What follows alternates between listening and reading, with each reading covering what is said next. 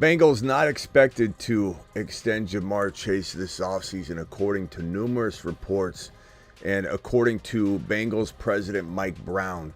In fact, he said, "I'm not going to rule anything out, but I will tell you that the die has probably been cast." And there's a whole lot more to go over on this. Now, there is a slight difference between Jamar Chase and CeeDee Lamb and where they're at in their current contracts, of course, whether we're talking about the Bengals going into the extension or the fifth-year option next year, which is kind of par for the course. But with the wide receiver market the way it is it a grave mistake? And are they pissing off this man who wants a new deal, deserves a new deal, but is it out of order? Is it a year early? We're going to talk about that and more. CeeDee Lamb also looking for a deal. We're going to talk about that and about 5-6 other pieces of news. The Fantasy Football Show, Monday through Friday, 8 p.m. Eastern, live edition every Monday through Friday. Phone call edition every Monday through Friday. That show, pal, begins right now. Live from the FantasyFootballShow.com studios. It's the Fantasy Football Show. Live! Monday through Friday, 8 p.m. Eastern. Smitty is also live whenever news breaks. From the FantasyFootballShow.com news desk, here is your breaking news. Hit that like button on the way in the door. And subscribe if you're new. You found your new home. The only show you can find that goes live as much as we do. The only show you can find that goes live Monday through Friday at 8 p.m. And additionally, when news breaks, whenever news breaks, and additionally, most midnights. That could be 3-4 live streams in one day. Why would you need another channel to watch? Why would you need anybody else to watch? The answer is you don't. The answer is you don't. Mashed potatoes! Welcome home. Welcome home. We got a lot to talk about, ladies and gentlemen. I'm not going to rule anything out, but I will tell you that the die has probably been cast. What does that mean? That phrase means that it's almost an unstoppable momentum that something is going to be cast, right? The die's been cast. The mold's going to be made. There's no changing directions is where that phrase comes from. This is Bengals president Mike Brown. There's been much thinking the entire offseason that Jamar Chase and CeeDee Lamb would both get extensions in this offseason in a market where the wide receiver value is exploding. Now, we do have a little bit of a difference between the two contracts between CeeDee Lamb and Jamar Chase. This right here is CeeDee Lamb's contract. CeeDee Lamb 2020, 2021, 2022, 2023, entering 2024 on the fifth-year option, and they want to pay this man now before they have more problems emerging from this situation. We'll get into CeeDee Lamb in a second, but I'm going to put his contract right here. This is his details. Then we'll go over to Jamar Chase's, and we'll look at this 2021. Okay, so this guy is entering his fourth year. He still has the club fifth-year option there down on line 2025. So he's an unrestricted free agent in 2026. This is a little bit different than Lamb. It's a little early, but at the same time, it's been fully expected that Lamb Chops and Jamar Chase were both going to get an extension. And to the point where, was Chase going to hold out? Was he going to show up? We didn't know. Now it appears, according to President Mike Brown, that there is no deal to be made with Jamar Chase. He did open the door a little bit and say, we're never going to say no if the right deal were to present itself, but that doesn't appear to be the case because what Jamar Chase wants is way above what I think Mike Brown's wanting to pay. But the crazy part is what Jamar Chase is getting paid now is not going to look like peanuts a year from now, but it'll be much more reasonable right now than it will be later. The wide receiver market is exploding. JJ just signed a $110 million guaranteed deal, and CeeDee Lamb's easily going to get $110 million guaranteed, or 112 or 115. The moment you have two back-to-back contracts like that, going back is going to be impossible. If JJ got overpaid and let's say Lamb Chops comes in and gets $99 million guaranteed, guess what? JJ got overpaid. The market gets reset. It's kind of like the stock market. The valuation of a stock is the last price that it was bought at. So if Lamb gets 112 guaranteed off of the back of JJ's 110, then Jamar Chase is looking at 115, 120 next offseason instead of trying to give him 110, 115 this offseason. And that's like a small guesstimation. It could be well above that. It could be 122 million guaranteed. Who the hell knows by the time we get deep into the contract negotiation in 2025. I think this is a dumb move. I think the Bengals were smart in maybe saying, hey, T. Higgins, we got Jermaine Burton here. We got this rising star, potential number 2 wide receiver for our team. A guy we like in fantasy football, Jermaine Burton.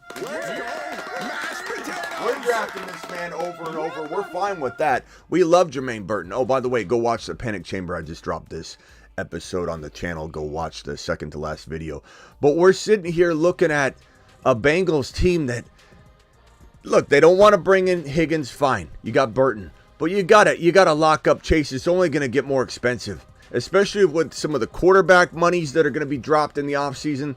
In 2025, this guaranteed money is going to go through the roof. It's only going to get worse.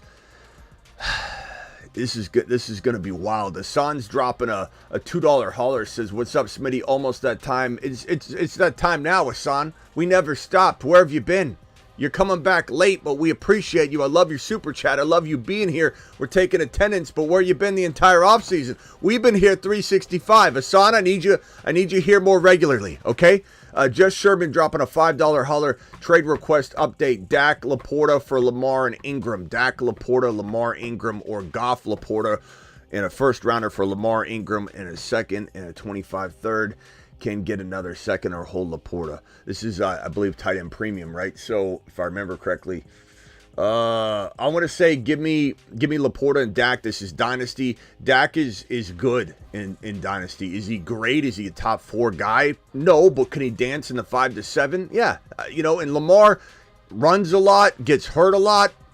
Didn't get hurt last year, but he's playing at even less weight this year. I'm not feeling like Lamar and Dynasties blowing Dak out of the water, to be honest with you. Laporta over Ingram, who's 30 years old. This is Dynasty. No way, Jose. Am I doing this, Sherman? So I'm gonna say Laporta season. Don't give away Laporta. This guy wants Laporta. Make him pay the piper, bro. Make him go above and beyond. Back to the CeeDee Lamb conversation and Dak and Jamar Chase. You can't blame the Bengals on one hand, right? Because these are 2 different contracts. Again, we're at different stages. Like Ayuk's in his 5th-year option. He's playing on his 5th-year option. Jamar Chase is trying to get paid a year early. So, we look at these contracts here. It's understandable where the Bengals are trying to stand. And this is why Jamar Chase hasn't held out. He showed up. He realizes he's trying to negotiate a year early. But I just don't know. I feel like this is a smart move to make now. I don't know that Jamar Chase is going to be reasonable next offseason. If you're struggling to sign and bring back T. Higgins, which I understand because you got Jermaine Burton, but I don't know how this owner is going to even feel. Is this a team that's going to break up this duo of Jamar Chase and Joe Burrow in the offseason of 2025? I'm not saying you have to sign a player a year early. Okay, I'm not saying you have to, but the intention felt like that. It felt like that's where it was going.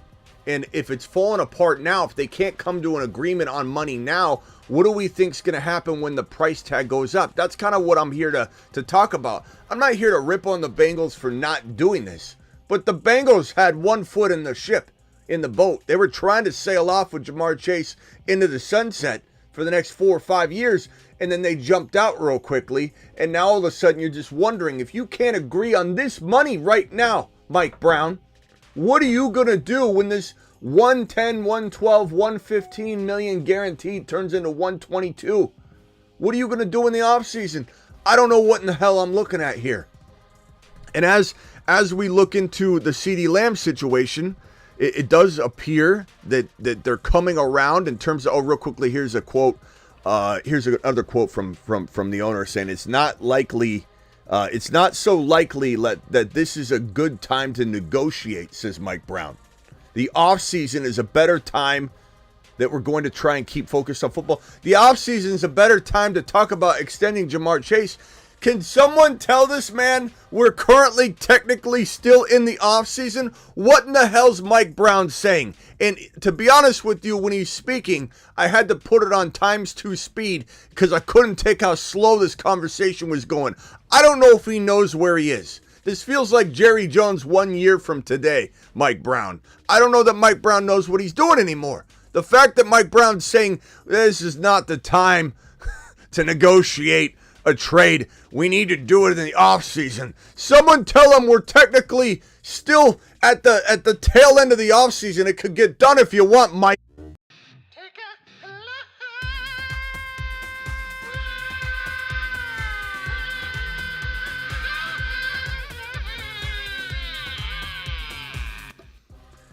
And as for CeeDee Lamb, Sherman says there was a Goff trade in there too. Yeah, but I don't think I like the Goff trade there. Why would I want Goff, Sherman?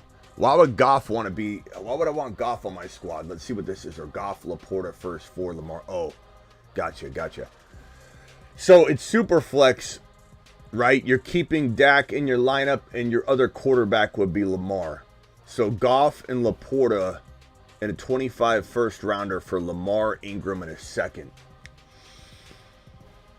Chat, can we get a vote on that one? You're in a Dynasty league. We're assuming it's Superflex. We're assuming his quarterback becomes Lamar. His second quarterback, instead of Goff, becomes Lamar. That's huge in a Superflex. But it's a premium. It's a tight end premium Dynasty.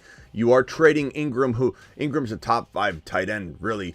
But he's 30 years old, so for how long? You're trading trading Laporta into Ingram, but you're getting Goff turned into Lamar in a Superflex Dynasty tight end premium. And then the first rounder's involved. That's quite a bit to give up, but you are getting the second rounder in a way. You're moving the first rounder into the second. I don't know. I guess in Superflex tight end premium, I'm leaning toward the Lamar Ingram side. Why? Because it crushes this year. And it may crush for another year. And at the end of the day, your lineup's going up this year, getting Lamar and Ingram. And then, Laporta I love, bro. But Ingram could last 2, maybe 3 years. You know what I'm saying? So, I don't know. I'm taking that Lamar Ingram side, I think. Thank you for reminding me there's another piece in there, Sherman. Appreciate you. And then Hassan says, thoughts on Jefferson this year. We talk about this. Hassan, you got to get back here, bro. We talk about this every freaking day. Appreciate you though, and you super chat, I'll answer you, pal. You know that, but wait, we need you here. JJ's got, in my opinion, sick nasty. Put your earmuffs on. I know you're a big JJ McCarthy fan, but JJ McCarthy is not feeding this man JJ and Hawkinson and Addison. Who Addison has a need for speed too. He doesn't, he's gonna start complaining if he doesn't get some footballs thrown his way so he can run fast, drive fast. Addison needs to stay active. I don't think J.J. McCarthy's going to be able to facilitate this. And you got Darnold. Then you got the switch from Darnold to McCarthy, the rapport, the craziness. I don't think so, bro. This offense is not going to be remotely close to the same.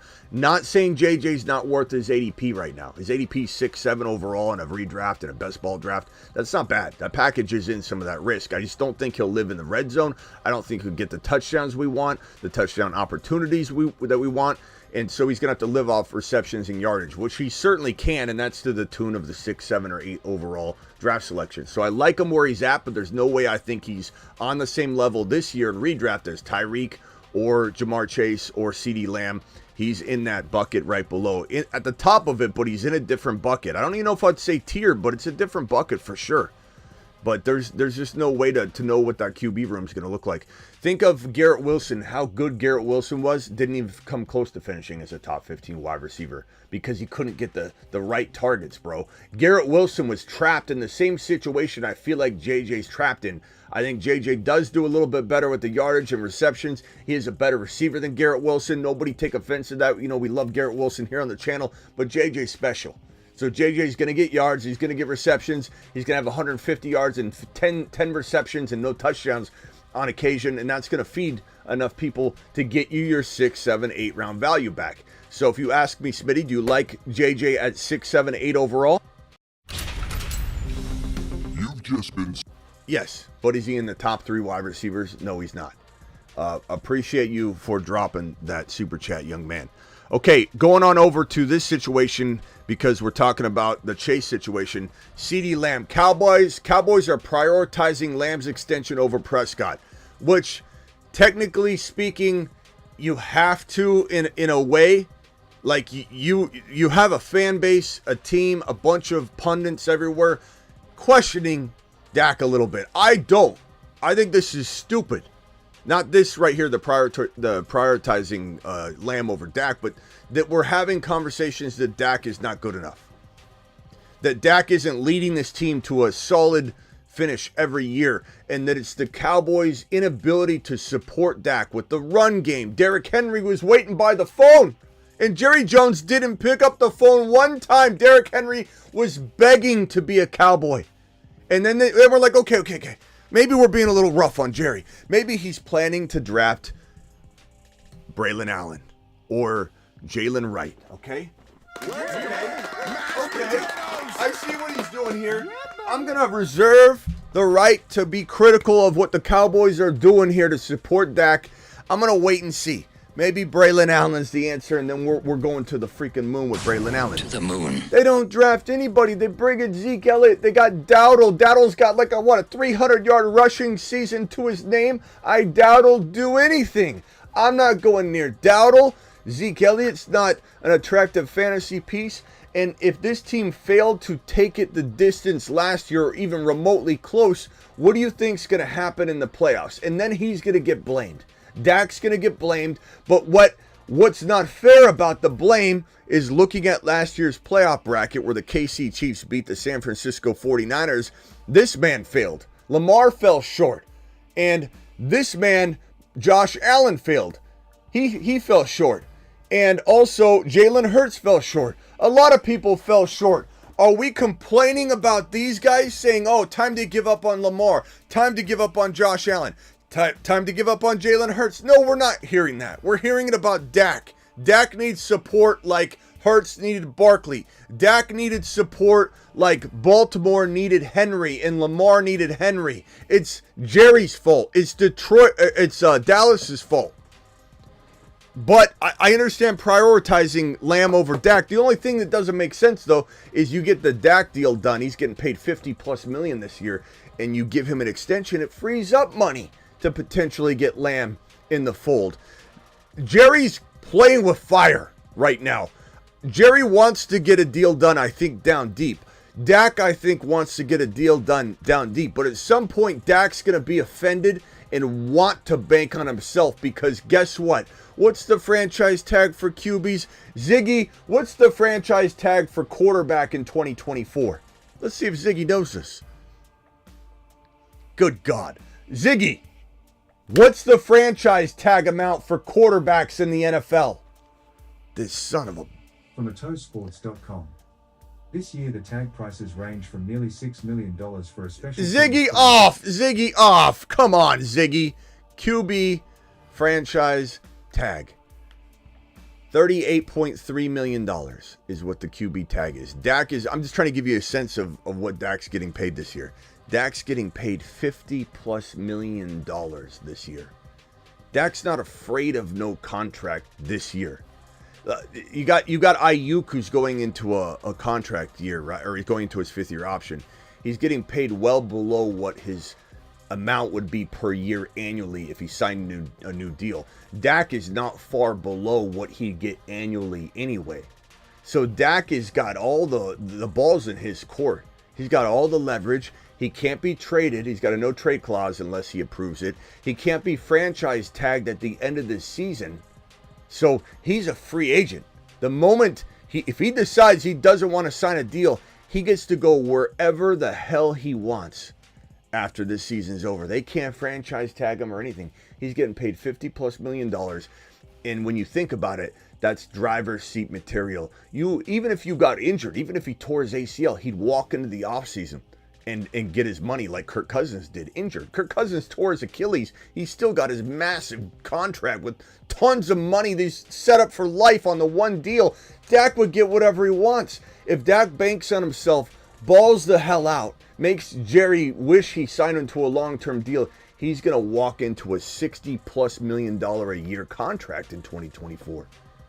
So I don't understand this. I understand the prioritizing Lamb over Dak maybe right now, then you come back and you sign Dak. Maybe having Lamb locked up makes Dak a little more comfortable signing his deal. That could be part of it too.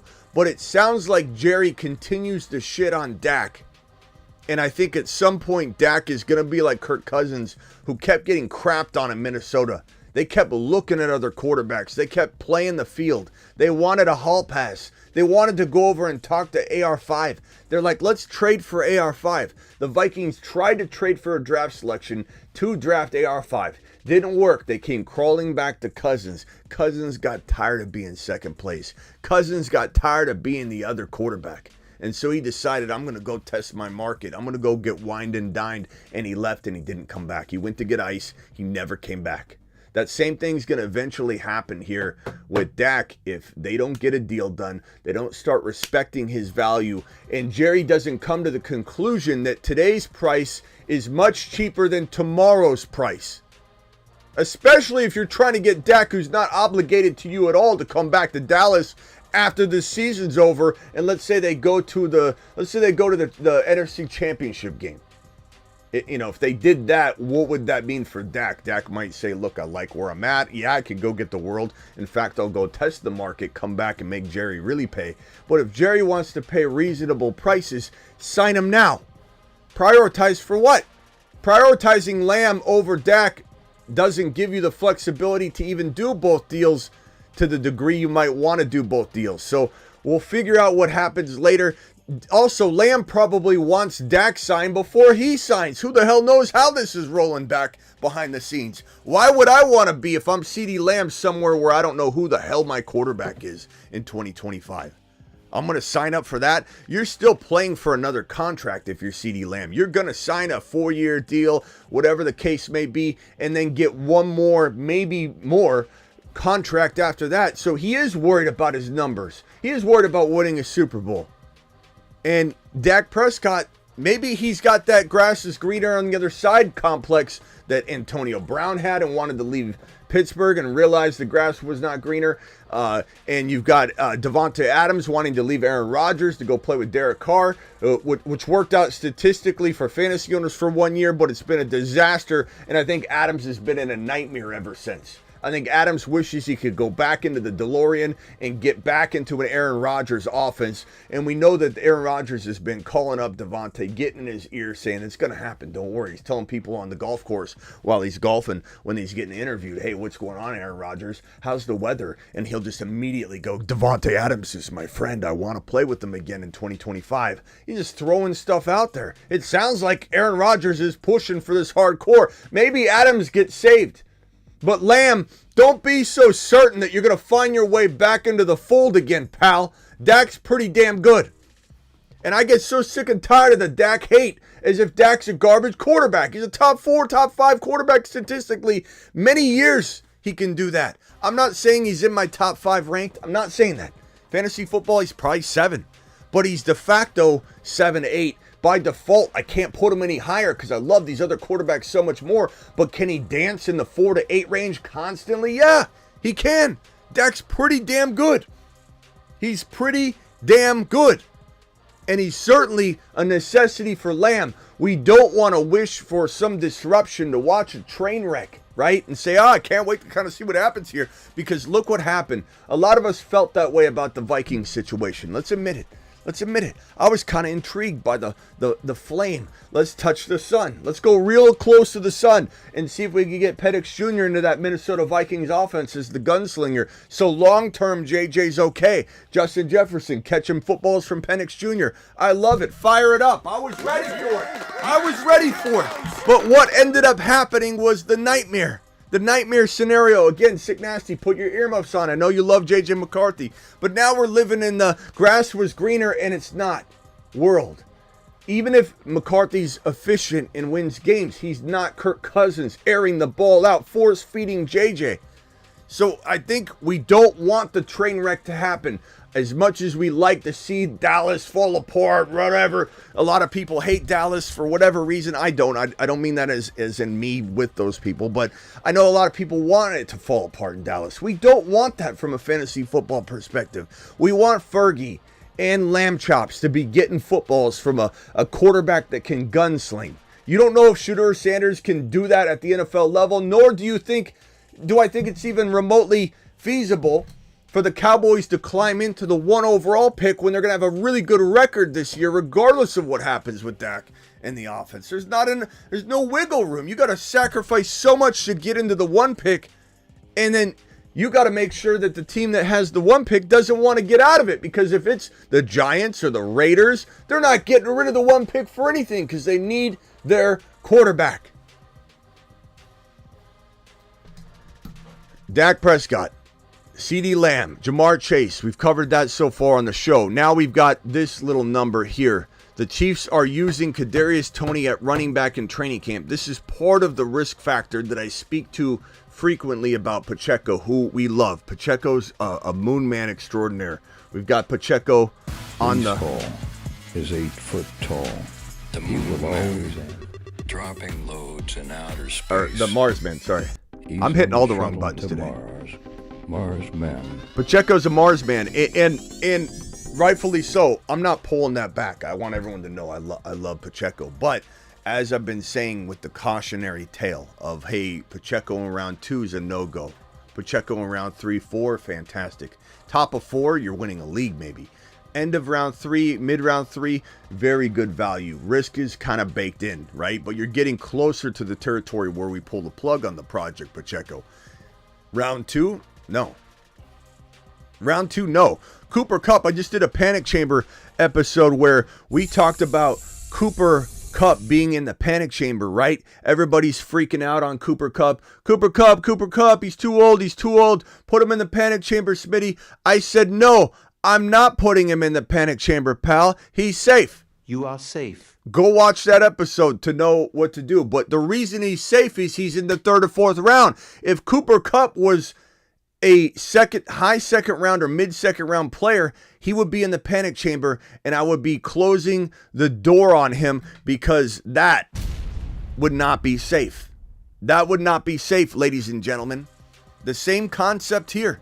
Pacheco's gold in 4. Pacheco's great in 3. Pacheco's a no-go in 2. I love him. He's a Mars man extraordinaire, but you got to take people where you need to take them. But Kadarius Toney taking touches at running back. Also, Zambit is also taking touches at running back, so it's not like the running back room is completely empty, is my point. That doesn't scare me, but it's something to look at. It just sounds like they want to use Kadarius Toney. And for anybody that real quickly thinks that this is like a total joke conversation, like, oh, he's going to fail. He probably will. But keep in mind that Veach, the GM in KC, is one of the best talent evaluators in the entire National Football League. I'm talking Adam Peters, Veach, Caserio. These are the best GMs in football. I'm not saying Green Bay. I get there are a lot of good GMs, but these are 3 of the top like 6, 7 GMs in football. And Veach knows talent. He knows talent like no other.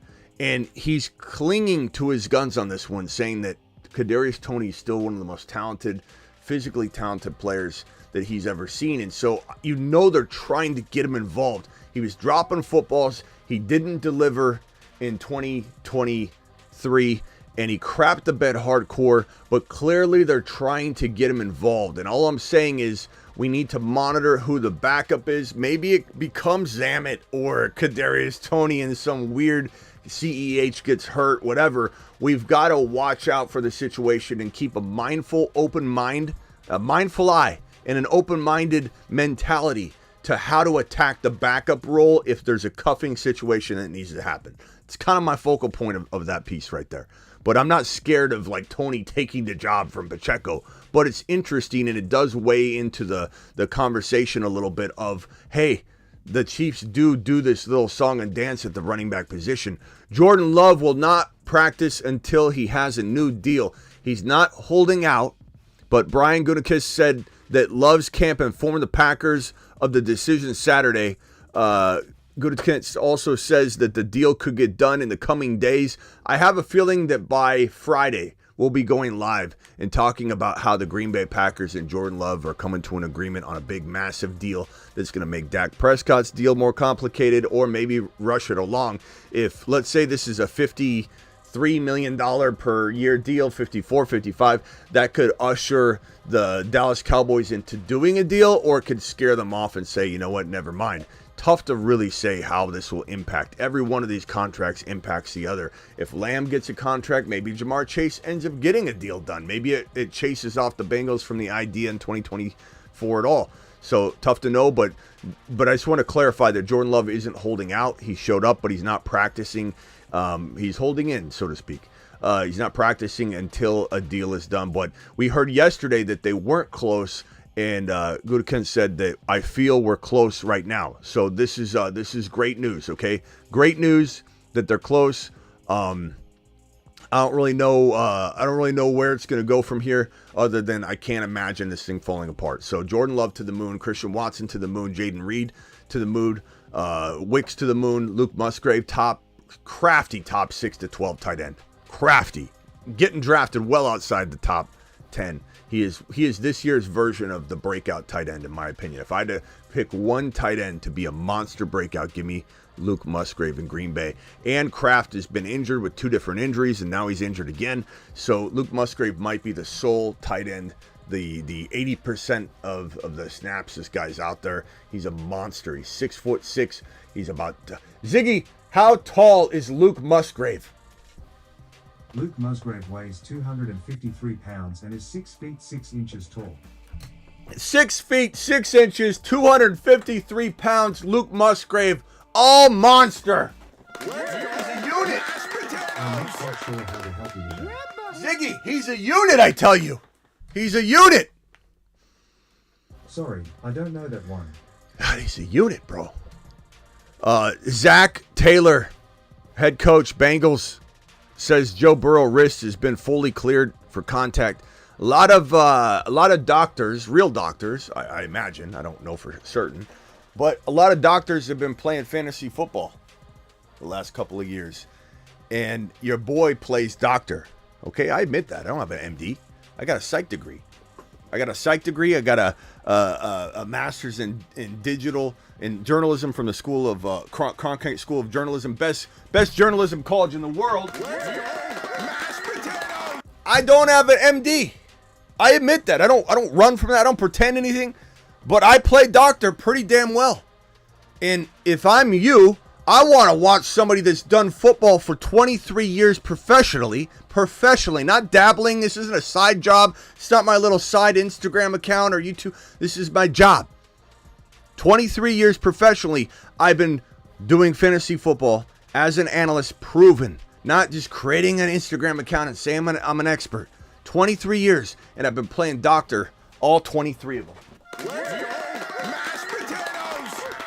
I'd rather listen to somebody that can bring the knowledge that they've learned through 23 years and applicable information to the fantasy football game than to step in and start talking about injuries and you haven't seen how a player responds to this injury or that injury or this injury, and then you start making claims about how this injury is going to keep him out this long when we've seen and we've tested the injury out over the course of time. We have historical data on how ACL recovers. Who told you that Breece Hall was going to have a magnificent bounce back year from his ACL tear based on my assessment when everybody said, Smitty, I thought first year returns from ACL are bad. It's specific, case by case. J.K. Dobbins, Barkley, horrible first years back from an ACL tear. Who told you not to go near J.K. or Barkley their first year back from an ACL tear? This man. Who told you that Breece Hall was 8 feet tall? This guy. Breece Hall is 8 foot tall. He will always answer the mother freaking call. Don't let him fall. In the third, don't stall. Just give Batman the freaking football. He's Breece. He's Breece. He does a whole of a job.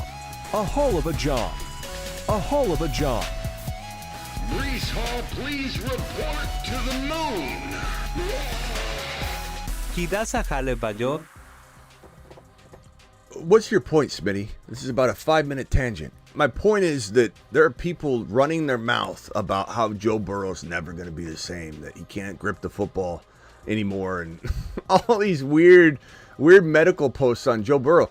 Joe Burrow says he's going to be 100%. I believe him. He's fully cleared for contact right now. Is there a risk of re-injury? Sure. Is there a risk beyond something we can really predict? Because Joe Burrow's wrist surgery and everything that he endured is kind of an unusual case that is not historically easy to track or mirror or try and predict off of. Yeah, certainly. But there have been some weird things being said about Joe Burrow, how he can't do this, he'll never be able to do this, he won't be able to do this.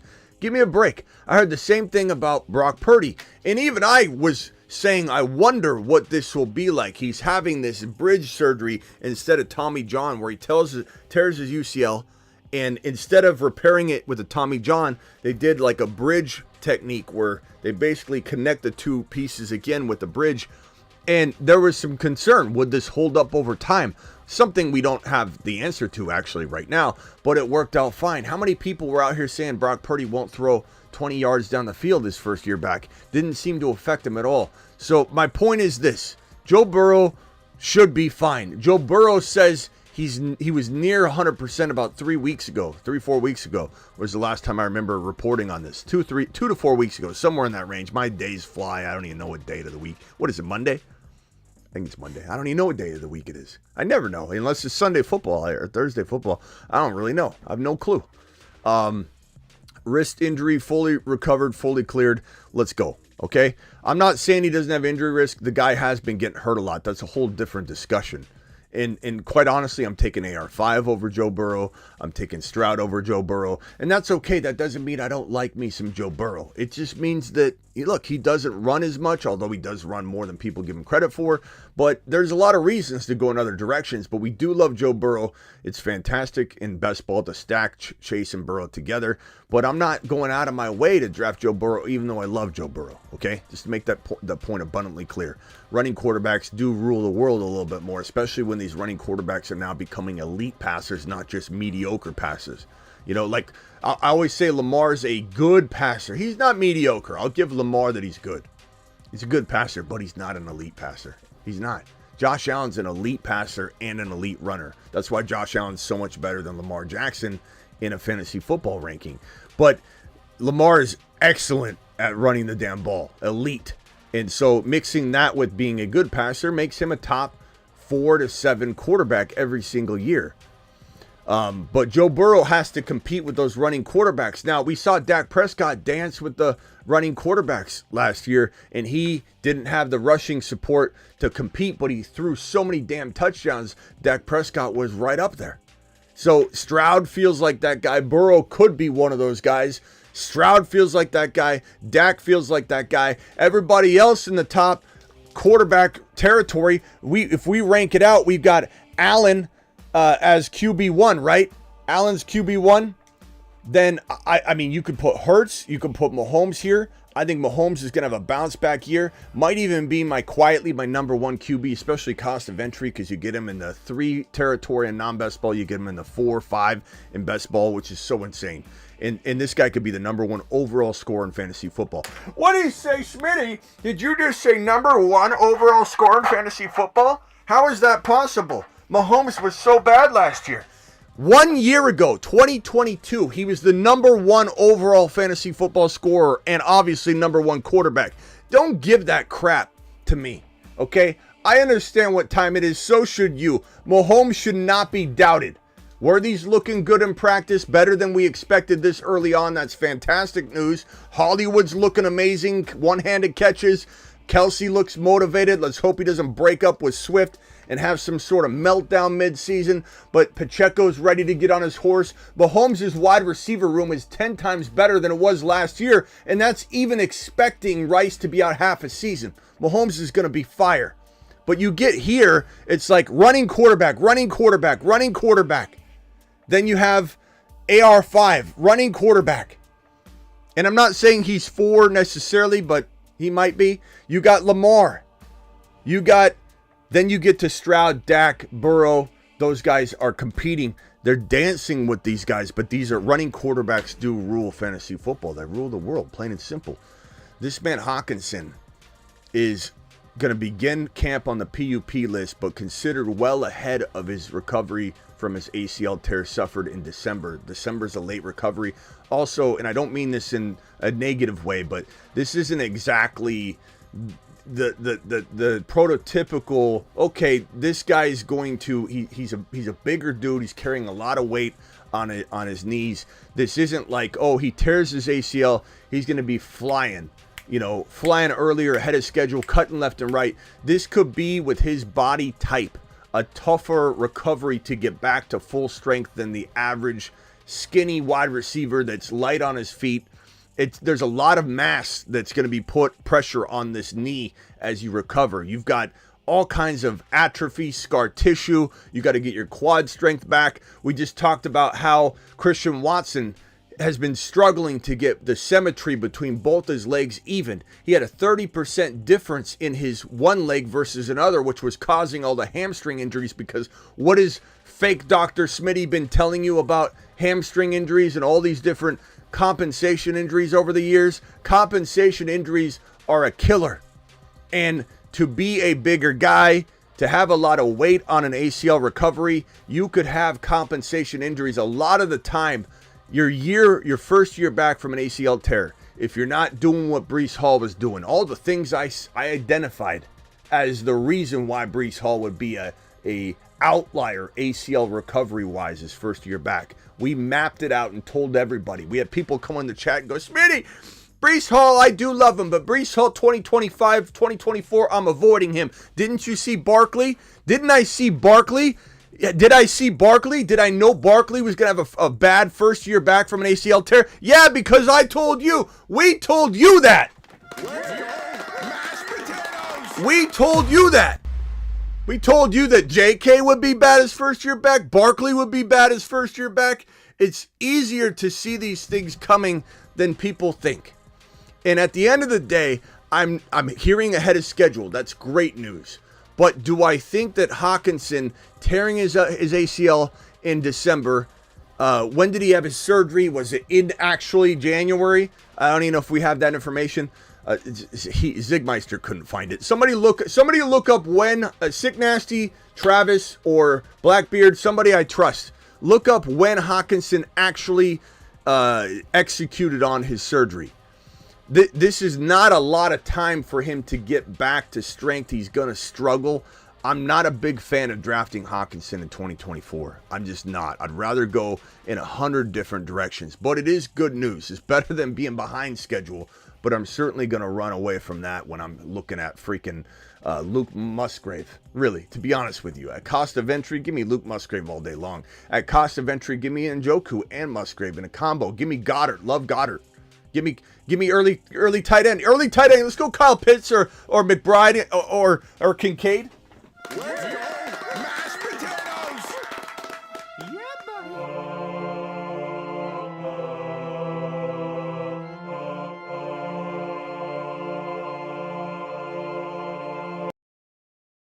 Once upon a time, Trey McBride saw two quarterbacks cross streams. There are 2 5s? They're gonna cross streams.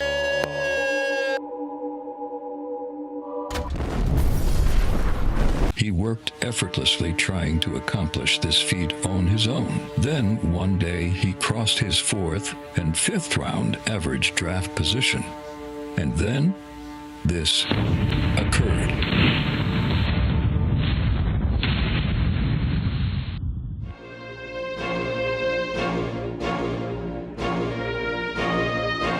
Get McBride.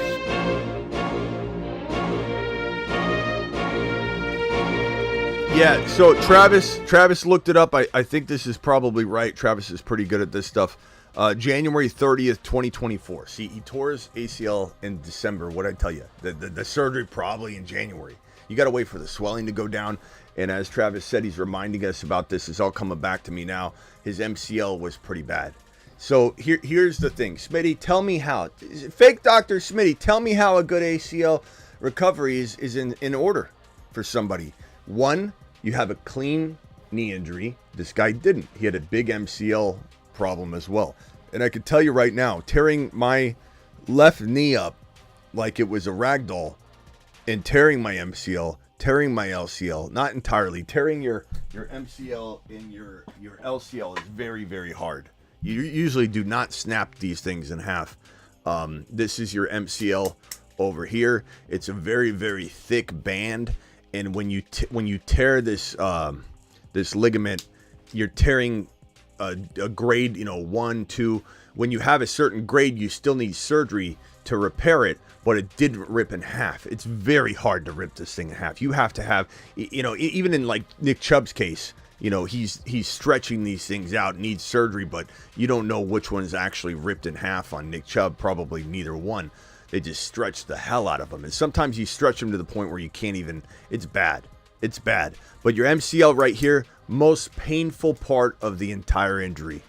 This is the most painful injury. So much so that it had to heal on its own before repairing the ACL, as Travis said. It's all coming back to me now. Thanks, Travis, for finding that information. But I remember when I tore my ACL, this right here, the pain here, the swelling here, this MCL was the most damaging part. Can I tell you a little secret? If you're playing me in basketball and you give me a little nudge to the inside of my left knee, I might go down like a baby because it's still sore to this day. We're talking about 20 years ago I tore my ACL and MCL. My MCL gets sore during the cold weather. Sometimes I push on it and it's really sore. It hasn't even healed yet for 20 years. Your MCL is a tough injury. So you got to have a clean knee injury. This wasn't a clean knee injury. He tore his MCL, which means that his knee probably went like this. You can see the MCL stretching, right? His knee probably went like this, which means I'm guessing he had some sort of tiny bit of a cleanup on the outside of his knee on the meniscus, because you're going to be pinching it, right? The knee goes this way, you're pinching the meniscus there, and then they got to snip it and cut that. So I'm guessing that this is not a smooth sailing type of surgery, but you're talking about February, March, April, May, June, July. We're talking about 6 months into it. I'm not going near Hawkinson. No, thank you. Enough about Hawkinson. Aaron Rodgers wants to retire with the New York Jets after winning 2 Super Bowls with them. I don't know. I'm not sure. This year for sure that he wants to play football. And I wanted to do 2 good years and then retire a Jet. Give us 2 Super Bowls. That's what this guy's thinking about right now. And that's good news for anybody that's got Garrett Wilson in Dynasty, Breece Hall in Dynasty, Corley in Dynasty, the Jet defense, or whatever the case may be. Because we don't know what's in store for this team. We don't know about this rookie, Travis, if he's going to be a good prospect. I kind of like him, but we don't know if he's going to be very, very good. We're not sure. And I don't want to be dealing with this Garrett Wilson, no quarterback situation again. It's such a mess. And this is why I think everybody doesn't understand what time it is when they start ripping on the Atlanta Falcons, who not only did they make a good move drafting Penix Jr., even with Kirk Cousins on a monster contract. Not only was it a good move, it was a Saturn move. To Saturn. And I think that the Falcons will go down as geniuses if people can even see clearly. In fact, maybe people will look at this situation if Penix Jr. gets in there and balls out and they look at it and say, well, they were right with Penix Jr., but clearly this allocation of resources was a mistake. What a dumb team to give Kirk Cousins all that money and they don't even use him anymore. People will find a way to make fun of the Falcons, but the Falcons were genius for this move. It's a move that I wanted the Jets to deploy. I wanted them to go after Justin Fields for a 4th-round pick. He went for a 6th-round conditional to 4. If you just walked up to the Bears and said, hey, that 6th round that compensates down to a 4, potentially based on this, and this, how about we just give you a 4 straight up? There's no need for it to be conditional. We'll just give you a 4. Or hell, we'll give you a 3. Why the Jets didn't do that? Probably because they didn't want to piss Aaron Rodgers off. Why the Bengals didn't do that? Why the Colts didn't do that? Why didn't any of these teams just scoop up Fields? Only the Pittsburgh Steelers had the intelligence to make that work. It was a brave, amazing, ballsy move, as was the Falcons move. Back on point. I know I tangent the hell out of these things sometimes. Aaron Rodgers wants to play for 2 years. That gives me some comfort, but even if he wants to, we don't know how good he'll be. It's tough to know if he'll be, healthy or playing amazingly. Anthony with the $2 hauler. Trade Dodson for Corum and Dynasty. I don't have Kyren Williams. I don't hate that move. Plus, Anthony, maybe it gives you the ability to trade for Kyren. And I would trade for Kyren in Dynasty. Kyren Williams and Blake Corum are like 3 months apart in age, bro. Which is such a wild thing to think about when people are running their mouth about the profile. And, oh, they drafted him to be the future. Kyren's 3 months older than Blake Corum. I do that, and then I initiate a trade, and I hold it over the Kyren Williams owner's head, but try and get Kyren Williams would be my goal. What the hell's going on with this? What are the Harbaughs doing? Why are the Harbaughs so rah-rah? You can't believe a single thing they say. Hey, how's Herbert looking? Oh, Herbert could play edge rusher. He could play tight end. He could play linebacker in this league. I love Herbert. Rah, rah, rah. Herbert's amazing. And then this Harbaugh talking about what he expects out of Bateman. Bateman, he's expected to be a top receiver in the league for us. I understand he's not saying the top receiver, but a top receiver in the league for us. Basically, there's no way to reword this other than to say you're basically saying he could be your number one wide receiver and be elite. Is what you're saying. A top wide receiver on any level, regardless of maybe miswording it a little bit. You're essentially saying Bateman's going to be like an elite player. Therefore, the way I translate this is I don't believe a word you say. You just ruined all trust with me, Harbaugh, by saying that he's expected to be a top receiver in the league for us. That's what we're planning on. Out of Rashad Bateman? Not to mention, Lamar doesn't create top 25 wide receivers. We got to worry about Flowers getting there. We're gonna have Bateman in a season where you're running the ball more than ever and you're bringing Derrick Henry. I trust you zero now, Harbaugh. My trust meter with you is zero. If you said you were gonna go get ice, I wouldn't believe you were coming back. So, shame on you, Harbaugh, for ruining a trust factor that we might have had between the two of us.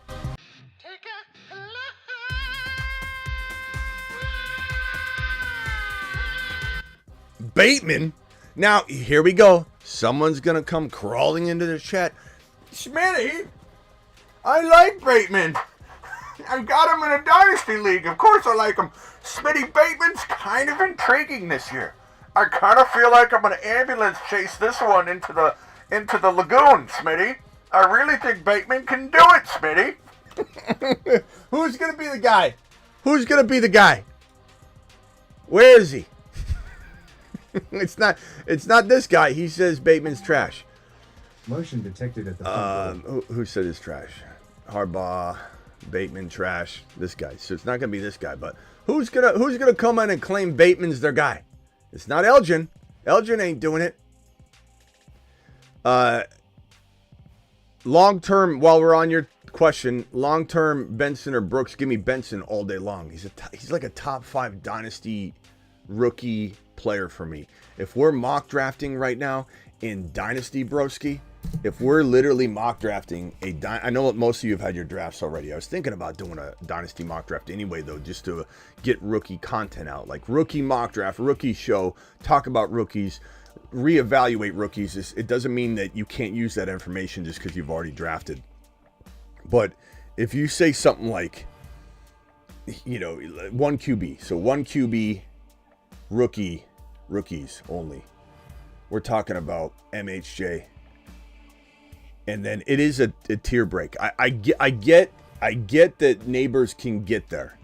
I'm not saying he's ever above MHJ, but I get that he can get there, but he's not there. He's not there now. We don't know when he will be. Bateman. Bateman. What are we doing? Bateman back there. I'm hang gliding. I'm Bateman. I think Neighbors, you in Dynasty rookie, you're putting Neighbors here. Yeah, call in a second, Easy. I see you, but I also got 500 chat messages that have come through in the last 35 minutes, so I can't see everything. But call in a second. MHJ, Neighbors, and then once you start getting to the Dunze, JD5, Brock Bowers, Benson's in the conversation. So you might have one or two other players, and this is one QB. Just add 2 or 3 QBs to the mix, and then we'd be in the same territory for Benson. But we're talking about Benson, for me, being in consideration right here. Right at this 1, 2, 3, 4, right at this 5 and 6 territory for Benson. 5, 6 is where I'm looking at Benson valuation-wise. Absolutely love him. 4.3 speed. Plays on a team where defense has got to account for a mobile Kyler Murray that throws outside the pocket. This isn't just a quarterback that scrambles and runs. This is a quarterback that you got to spy. And he's going to scramble outside the pocket, and he's looking to throw before he's looking to run. That means it's a whole different ballgame defensive scheme-wise. You can't worry about Benson. Benson's going to have 3 or 4 people on him at once and have instead of having an 8-man box, he's going to have 3 or 4 defenders he's got to beat. And he's going to rip off a 15-yard run with a gaping wide hole because he's got 4 blockers against 3 defensive players or 4 defensive players instead of 8. Benson's going to go nuts. Absolutely love him. Rock Out coming in strong with a $5 hauler. Rock Out, appreciate you, young man. Rock Out says, John Harbaugh is like telling the kids we'll go for ice cream, but then we never do. That's what it's like. You go get ice, you don't come back. We'll get ice cream after work. You don't do it. We'll throw the football. We'll throw the football later tonight, and then they don't throw it. That's what I'm talking about, Rock Out. I agree with you. Smitty, don't mind me. I'm wearing my incognito glasses. Just stopped in to show my support. Let's go Chiefs Kingdom. I don't think there's a lot of glasses that you could put on that I wouldn't agree with the vision that those glasses show you, because the Chiefs have a bright 2024, bro. Things are gonna be good. This is a good team. This is a good team, and it's probably a little bit easier path into the playoffs, or easier path into the Super Bowl for them. Last year was tough. Last year was a tough road for them. Chiefs are gonna have, I think, more of a cakewalk into at least the AFC Championship game than they did last year. So Chiefs to the moon. I think we've covered everything. Jordan Love. We talked about Jordan Love. We talked about how he's not practicing, but he showed up. 41-59, 32 touchdowns. Probably looking at a minimum with a healthy wide receiver room, a healthy Luke Musgrave, a replaced an injured running back room stable with Josh Jacobs and Lloyd. Talking about a whole healthy club here. And he didn't have health on any facet of that. He didn't have a healthy tight end room, running back room, wide receiver room. He had injuries across the board. He was constantly having subs in and out of different players, learning different rapport with different players. And all of a sudden, this guy's going to have a healthy room across the board. I can only imagine 4,500 yards and probably 35 passing touchdowns and an additional 3 or 4 running, like a 39 touchdown season for Jordan Love. It's going to be amazing. All right, phone lines are open if you guys want to dial into the show. I'd love to answer your questions. So dial in. The Fantasy Football Show phone lines are wide open. Brought to you by theattic.shop. Do it live. Call into the show. Call into the show.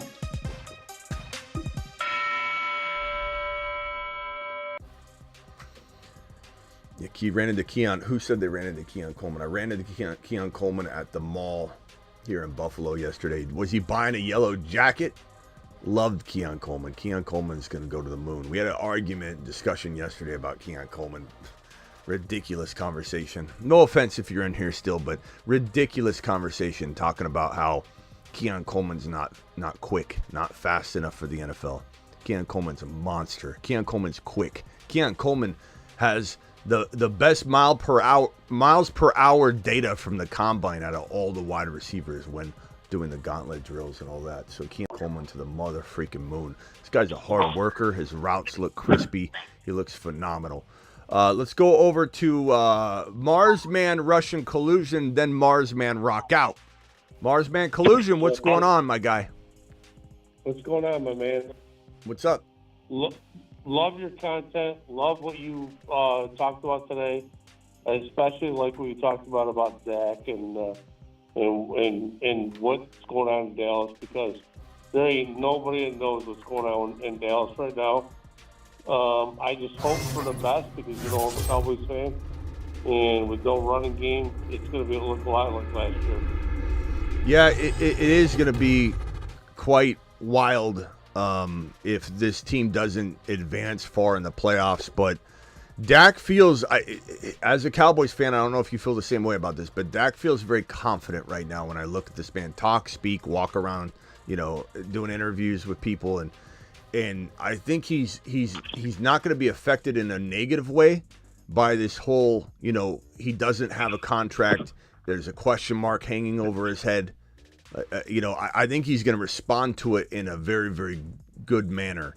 And I think CeeDee Lamb and him are going to have a field day every single Sunday. And I think that the part for you as a Cowboys fan that's going to be a hard pill to swallow is that once Dak starts blowing up and Jerry doesn't, like Jerry's going to be handcuffed and Dak's going to have all the leverage. I don't know that Dak will want to come back to Dallas. I don't see him. If you get to the point where he's not extended and he's blowing up, he's not returning. Yeah. And that's just unfortunate. I agree with that, but what are the why would you? Why would you? Yeah. No, I agree with that. What are your thoughts on? Because I heard rumors of bringing Amari Cooper back. Any truth to that or no? Amari Cooper back to Dallas? No. Yeah. No truth to that. Amari Cooper is upset. He's holding out. He wants a contract. But there's nothing I've heard that has any sort of. First of all, they won't even pay Dak Prescott, and they won't pay Parsons, and they won't pay Lamb. They also won't pay a running back. They also won't even draft a running back. So that would be a wild decision if they would go then give up capital, go acquire a disgruntled wide receiver that's refusing to play until he gets a new contract. You know what I'm saying? Yeah. So what's he going to do? He's not playing now. He wants a new deal. Collusion? Is he going to just come to Dallas without a new deal? You know what I'm saying? I think the guy that's got to go is Jerry Jones, then. Yeah, well, yeah, it's unfortunate. It's unfortunate, man. I think that the thing is, I don't think he's all there anymore. And so you just got to hope tomorrow morning he wakes up and it's like, today's signing Dak Prescott day. And then it all gets resolved. But well, how about running backs? We had the opportunity to sign so many running backs. Derrick Henry wanted to come with us. I know he's only got one more year, but he looks strong right now. Yeah. I think he's going to fall into the end zone 10+ times. I don't know how many yards he'll get, but he'll fall into the end zone 10+. He might get he might have 2-3 touchdown games. It's not going to be hard for him to fall into the end zone. It might even be one of those situations where in best ball, Derrick Henry's gold, because let's say he has 12 to 14 touchdowns on 11 games. You're going to have those other pieces that will go right in and supplement for you. I don't think, especially in weekly winners, in weekly winners, I love him because you don't need him for the whole year, but he's going to have those massive spike games that are going to be bigger and stronger than anybody else's when he has a 3-touchdown affair. Let me go real quickly. Hold on one second. Someone's phone is going nuts. I got one more everybody. Question for you. Okay, real quickly, but mute after this. All right, go ahead. I want to know what you think about Zeke.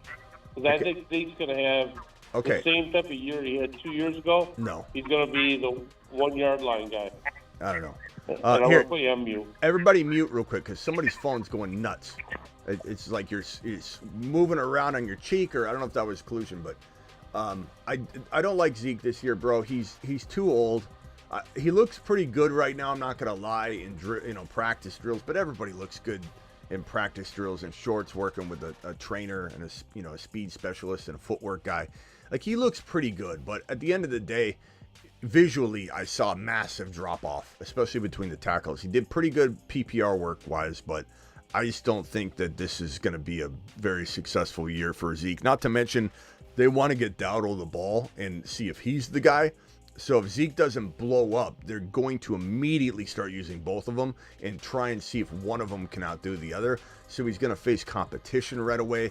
But I just don't know that run game, I don't think much is going through the run game. I think this is going to be all Dak Prescott and CeeDee Lamb, Brandon Cooks if he stays healthy, and Ferguson. Tons of Ferguson, tons of throwing from behind probably, because I think, I don't know how the Cowboys are going to do. They might surprise me and have a bunch of wins and be a 12-win team. It's certainly possible. Dak's that good. I think Dak is that good. I don't think Dak's a top 5 QB. I think he's in this system with CeeDee Lamb a great quarterback. Is he elite? No, because elite to me is Mahomes, Hurts, Josh Allen. There's very few I could call elite, but he's great. He's a great quarterback that gets very little respect, and people are going to feel it very painful. A very painful feeling when he leaves and departs, especially all the crying Cowboys fans that want Dak gone. They blame everything on Dak. It's Jerry Jones.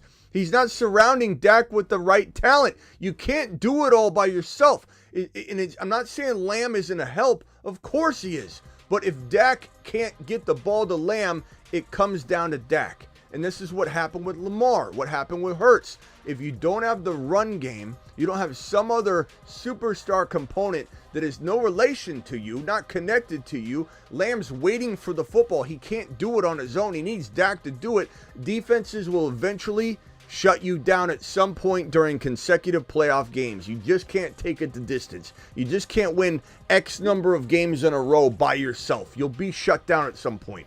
So what did the Ravens do? They went and got Derrick Henry. What did the Eagles do? They went and got Saquon Barkley. Now it's not all on Hurts or Lamar's shoulders. Jerry did none of that. I thought at least Jerry would go draft somebody. He did. Jerry's crap in the bed. All right, hold on one second, Collusion. Let me go over. 301 caller. What's your name? Real quick, I'm going to put you on hold. What's your name and where are you calling from? 301. It's Elgin. Algie? Elgin. LJ. I think you said algae. LJ, where are you calling from? Elgin. Smitty. Elgin. Elgin. Where are you calling from, Elgin? I'm calling from Maryland. Maryland. Okay. Maryland. Hold on. Mute if you could real quick. I'm going to go over to Rock Out and then back to you. So hold on, Elgin. Hold on. I didn't mean to call you Algie, bro. I'm sorry. Mars Man Rock Out. What can I do for you, pal? You're live. Yeah, as far as the Green Bay Packers, I like Reed as like my favorite wide receiver, but with Watson possibly being healthy, what would that share would look like? Would he get better, or would he have more shares or more route runs, or what would that look like? I don't mean to say this will be exact, but on the board I'm writing what we're looking at in Green Bay, just to a lesser degree, but this is what we're looking at. Del Nico. We had no idea from week to week what we're going to see. And it might be a smaller version of this. And I'm not even trying to say watered down, because I think Christian Watson and Reed are fantastic. And we don't really even know what they're going to be yet. Like they have Love developing, but I just don't think we'll know. And then you've got, Wicks, and we talked about Dobbs too, but I think Dobbs is a benefactor of an injury more so. Wicks will get wiggled into the mix a little more than I think Dobbs will. But you just don't know, bro. Like, it's a tough situation.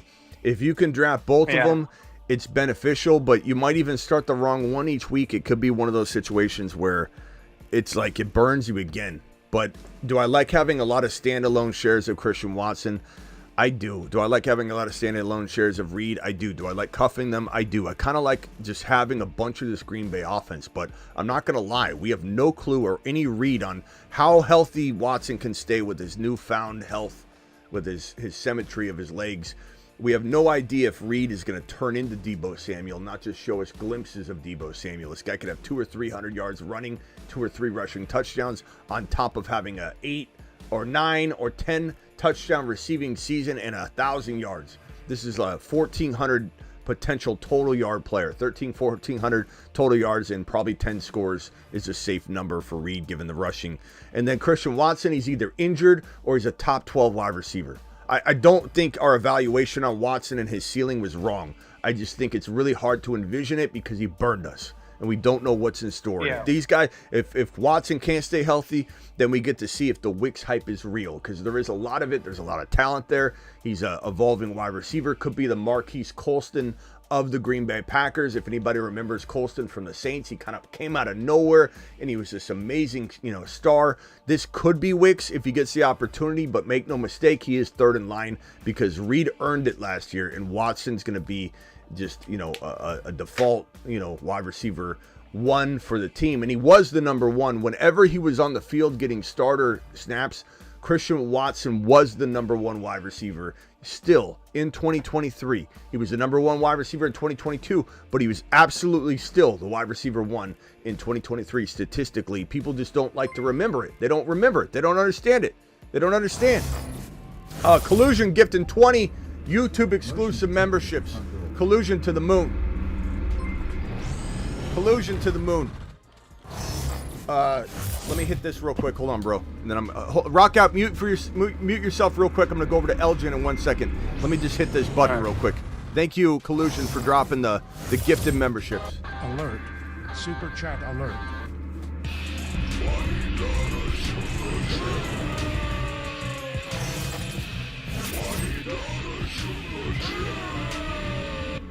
Elgin, what can I do for you, pal? Hey, how you doing, Smith? I'm good, bro. Good. I'm just calling it. What's your take on Roman Wilson? Do you like him? Nah, not really. He's okay, bro. He comes from, an offense where they underutilized him. Can you guys mute real quick? Somebody's phone's going nuts again. I don't know what's going on. Someone's got background music going on, or if I'm on speaker and it's, got reverb going. But I really, really don't see a path for him to be in any of my starting lineups in 2024, Broski. I just can't see it. Okay. I like him a lot, but like, how is he? I don't know. He's got to earn that number 2 spot. You got what's his face? Which I think he is. You got Pickens. That's it. That's why you only one. No. What's the speedster's name? Van Jefferson. No. Red Jefferson. Or Austin. You talking about Austin? Austin, yeah, Austin. Austin's, yeah, Austin. Calvin Austin. Calvin Austin's been making some waves, bro. I wouldn't say you don't have any competition for him. So there's a lot of okay, and then Arthur Smith, and they're gonna run a lot, and then what's Russell Wilson do? Do they switch over to Fields? And I don't know. I just don't know that this is going to be. You still got Freiermuth. You got both running backs. Mm-hmm. Warren's going to be a beast. He catches 60+ passes a year. So your second best receiving option on the team after Pickens is is Warren. It's Warren. Okay. Yeah. Okay. And one more question. Dylan Brooks. Jonathan Brooks. Jonathan. Do you think do you like him long term? Do you think he can be like another Alvin Kamara? I do like him long term. I think he's got a lot of upside. The problem with him compared to Benson is Benson's healthy. Benson is a 4.3 speedster that is in an offense that is absolutely wide open rushing lanes. Look at James Conner. Like, James Conner's had a really successful year in Arizona. They do a really good job running the football in Arizona. And Arizona, they do it beautifully because the run is not their thing. It's not their bread and butter. It's a benefactor of Kyler Murray being mobile. And like I said, you're spying where Kyler's at all times, and it doesn't allow you at all to focus on stopping the run. And so you'll get, Conner ripping off these big, huge, wide open rushing lane runs. Terry Roberts gifting 5 exclusive memberships. Terry to the motherfreaking moon. To the moon. Thank you, Collusion and Terry, for dropping both the 20 and the 5. You guys absolutely rock. So I love Benson, bro. Benson's my guy. And then on the flip side of Jonathan Brooks, you've got an offense that is not proven. They fed Chuba Hubbard tremendously last year, and he wasn't real efficient at all, but he just got volume. I don't know that much. I think a lot of things will change, but we haven't seen it yet. He's coming back from an ACL tear. There's a lot of moving parts there. So I like him long-term, but give me Benson all day over Jonathan Brooks, all day. Right. And it depends on Bryce Young. If he could take that next step, that'll help Brooks out too a lot too. Yeah. But Brooks has to lean on that. He has to depend on whether the Carolina Panthers do him right, give him enough work, don't do some weird, running back by committee type of thing in Carolina. And they've got to be successful. They got to move the football down the field. Cardinals are going to do all that. And James Conner is 29 years old. I'm not worried about him staying healthy all year long at all. Conner is going to be what he's going to be for as long as he's going to be it. But he missed 4 games or 5, I think 4 games last year. And he's 29 years old. He also had a very bad season up until the end. He does bring some momentum into 2024, James Conner. But he had a really, really bad, inefficient year without Kyler and just kind of got worn down. And so the injury likelihood for Conner is extremely high at 29, given the volume, given the abuse he had waiting for Kyler to come back. All right, hang tight. If you got another question, I'll swing back to you, Elgin. Let me go over to Travis. Travis, you're live. Just mute for me, Elgin. Oh, actually, Travis, real quick, let me get Leland's question real quick. $5 hauler, Smitty is the GOAT. No, you're the GOAT, Leland. You got me pumped up for this season. Also, had to let it be known I did not take your He-Man toys. Who's your fantasy MVP this year? If anybody doesn't know what he's talking about, when I first saw Leland's super chat yesterday, I questioned him. I said, "Are you Leland from Phoenix who stole my He-Man toys when I was a little kid?" And I'll never forget that name, Leland. He's saying it's not him. I trust him. If not, he's bought them back by now. I think back then, I'm sure that, his 2 super chats combined paid for all my He-Man toys. Although they're collectibles, maybe not. That Castle Grayskull, original Castle Grayskull, probably worth like $500, maybe $1,000 in the collectible space. Maybe more. An original Castle Grayskull, you can buy replicas right now. But Leland, that better not have been you. Leland, I appreciate you. Fantasy MVP, Mahomes in round 4, 5 in best ball, round 3 in non-best ball. I think that's a fantastic win elite player. If I had to nail down my most valuable players in all of fantasy football 2024, which I will do, Mahomes will be on there, Kyron will be on there. Hang tight for the 4 best picks in fantasy football show that I do in August. So August 1's coming. You're going to get the 4 best picks in fantasy football. I can pretty much ruin 2 of them and say Mahomes and Kyron are probably on in 2 of those spots. Go ahead, Travis. Appreciate you, Leland, for dropping that super chat. Just real quick on the Steelers there. They got Quez Watkins too, which he's nothing big, but last I heard, they were talking about Van Jefferson having like the early advantage for the wide receiver too, which I know Roman Wilson's a rookie and he could develop and become something, but he's not blowing anyone away in camp, obviously, because you're not hearing much about it. So, that's not to say he can't be something, but, I wouldn't bank on much this year.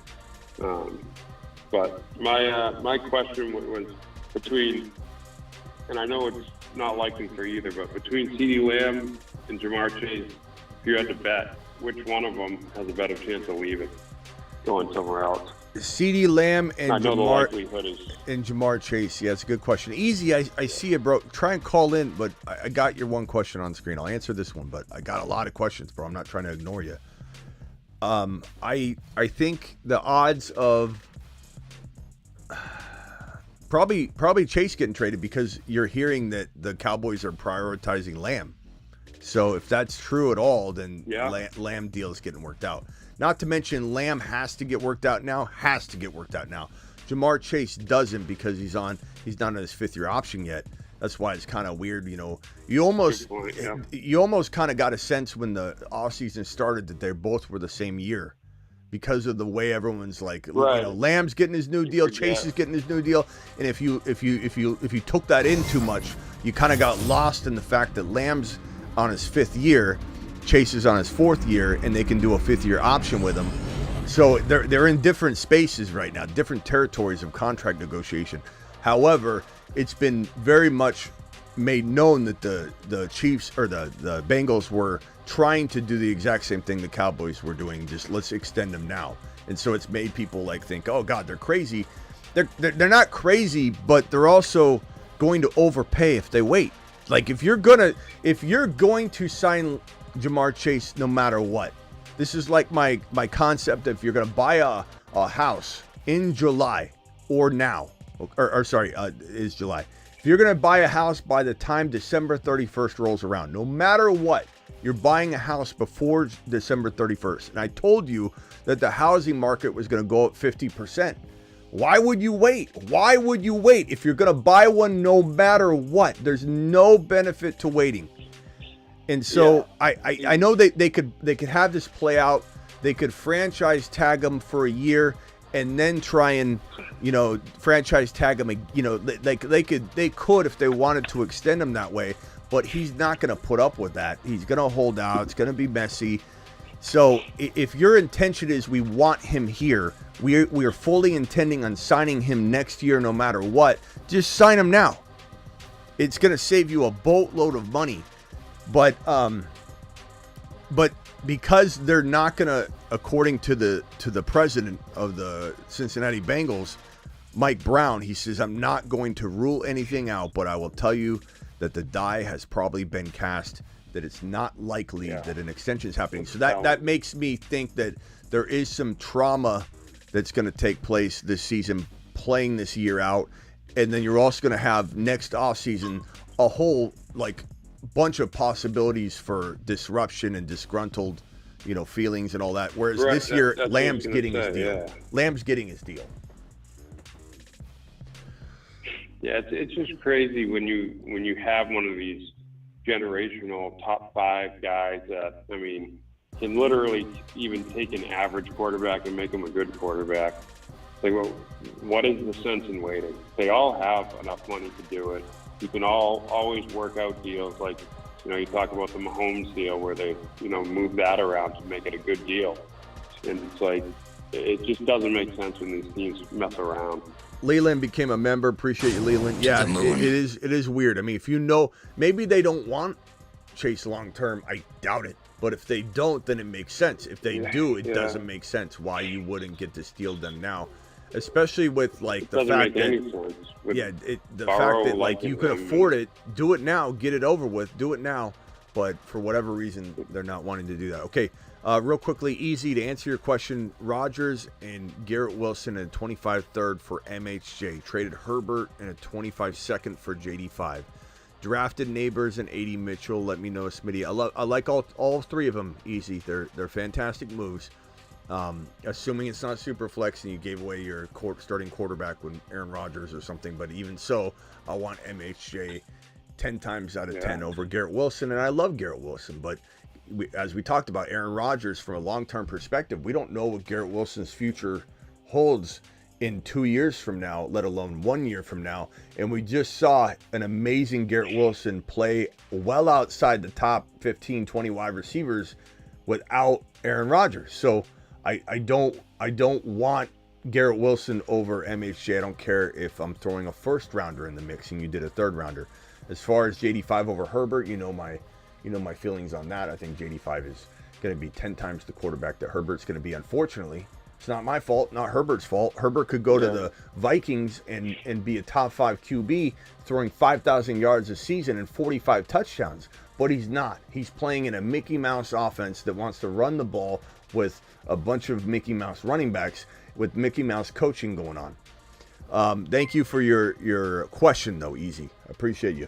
Joel gifting 5 memberships. Joel to the mother freaking moon. Joel, appreciate you gifting 5 memberships. And then I got a celebratory message here real quickly by Arrogant celebrating his 10 months. He said, just a moon man climbing the ranks, Burrow to the moon, says Arrogance, thanks for the message. If you get one of the 5 gifted memberships, Prime just got one. Please thank Joel. Please thank Russian Collusion. And also thank, who else dropped them? It was Russian Collusion and Terry Roberts gifted 5. Who else gifted? Terry Roberts gifted 5, Joel gifted 5, and then Collusion gifted 20. So thank you guys for doing that. Appreciate you very much. And I think I've got all the super chats caught up. Asan, thank you. Just Sherman, Asan, I appreciate you. I hope you didn't think I was I was ripping on you when I said get in here more often. I appreciate you. So Hassan, Just Sherman, Anthony, Rockout. Rockout just left. I was just going to him. Leland, appreciate you. Thanks for gifting those 5 memberships. Another 5 by Joel. Joel to the motherfucker. To the moon. Okay, let's go over to Al from New York. Hey, Smitty, my guy. How you been? What's up, Al? I got, I don't know if you remember me or not. I called last year with that super hot Jaren Hall take. Oh! No, I don't. Kind of crapped the bet on that one. What was it? What was the take? Remember when were we arguing? I was saying that, hey, I was sticking up for Jaren Hall. Like, hey, he might have a shot. The guy has some talent, this and that, and I just didn't break for him. Yeah. They got Dobbs, and that's right. I remember you were saying like, hey, this is Al over here, asking if he's going to go into work, and the whole building's gone. I was laughing my ass off from that one. Yeah. But listen, I've been keeping tabs and checking in, and first time calling this season. I heard you guys had COVID. Sorry to hear that. It's, we did. We did. We're good now. Yeah. Just as someone, I work in healthcare, so the more you go out, the more you expose yourself, the better off you're going to be. You're going to feel a little under the weather here and there, but the more you protect yourself when you catch anything, then it's going to really, you're going to feel I'm good, bro. Just as Anyway, on the another thing, I wanted to give you your flowers because your Saturn men, Mars men, Moon men list, those things rock the house. If I never did a trade last year based on just drafting the guys you suggested, I would have won all 4 leagues I'm in. But anyway, it was just a fantastic year. I want to give you your flowers. You're the freaking man. Right. Had a question about the whole Chase thing because last year we were high on Tank Dell and also who's the other guy? I think it was like Charlie Jones. They had that he had some college award for receiving as well. He was up there with Tank Dell. I was thinking with Chase and I think they drafted Burton this year and all that stuff. What are your thoughts on him, on Charlie Jones? Because I know we were looking at him last year as a deep sleeper, but have you heard anything on that, on his development? I mean, the problem is he got hurt and we shouldn't write him off. He's still got a shot, right? But I mean, Jermaine Burton is a very good wide receiver. And as much as Charlie Jones brought in some good numbers, he was not a very high recruited prospect, right? So, I mean, I think Burton's already climbed him just on profile and draft value and all that. But I think Charlie Jones is going to get a chance to contribute, but he's also somebody could get cut in a year. I don't know. But yeah, so the stat you're thinking of, Charlie Jones was, so Tank Dell almost had the triple crown in receptions, yardage, and touchdowns. He was number 1 in the nation, Tank Dell, which is why it was so funny that I was like the only guy on Tank Dell, really, calling him a top, 10, 12 wide receiver or whatever. And nobody was higher on Dell than this channel. Nobody. But Tank Dell was number 1 in the nation in touchdowns, number 1 in the nation in yards, and he was second only to Charlie Jones by 1 reception in reception. So he almost had the triple crown, Tank Dell. So Charlie Jones was in that mix. He was very high, very solid guy. And even Scott Hansen from the Red Zone, he came on, and that was his pick. His sleeper pick was Charlie Jones last year. I remember we're like, whoa, okay. It was fun to hear Scott Hansen say that. But he didn't really get a shot. He got injured. Not writing him off, but Burton is a guy that kind of slipped, and he probably shouldn't have, and he's a really good value. Some say he had first-round grade potential as a wide receiver, and he's walking into an amazing situation, and I think they're fully going to be on board that train. But that doesn't mean that there isn't a wide receiver 3 role for Charlie Jones if he can stay healthy and prove himself, though. In a Burrow offense, the wide receiver 3 can still do wonders. So don't write him off. For sure. Maybe throw him on a taxi squad if he's still eligible or something like that in a dynasty league. Keep Charlie Jones. I got him in 1 dynasty league on my taxi squad. And I don't know if he'll ever amount to anything, but Burton feels like he's going to be something special. Okay. Thanks for the information, Smitty. I appreciate it. I'll be calling back in. All right, bro. Keep doing your thing, brother. All right, man. I think Burton is probably a big reason now that they have him why they aren't looking like pushing hard to sign to. I know they have him franchised, I think it is, or whatever. Oh, but yeah. No, I think as long as Burton keeps showing development, they're going to be perfectly happy sliding him right in T's place. Oh, yeah. No, Burton's the reason they aren't signing T. They have no interest in T. Higgins. They franchise tag him. They're going to try and win a Super Bowl with him. Whether people believe in the Bengals or not, they believe that. And then once that ship is sailed, might they, depending on how he does, franchise tag him again? Possible. And then what do they do from there? Franchise tagging somebody twice in a row is more expensive. It's not the same amount as someone might think, but it certainly depends on how he does. If he blows up, And then there's also, he could go out and play very badly and then end up re-signing with the Bengals. We've seen that before, too, where we think something's going to go a certain way. But I think Jermaine Burton is their number 2 wide receiver for the future, no doubt about it. He's got a lot of upside. He's a really skilled player, so definitely going to be fantastic. Robert says, absolutely nobody as high on Tank Dell or Achane as Smitty. Everyone else was skeptical. Thank you, Robert.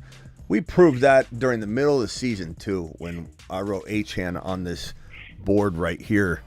How many times did I write it on there? I want to say it was like 2,500 or something. I don't know. Some guy called in, or no, he wrote. He messaged in and said, "Don't say Achane's name again, or I'm out of here." And I'm like, "Oh yeah, yeah. Oh yeah." And I wrote Achane,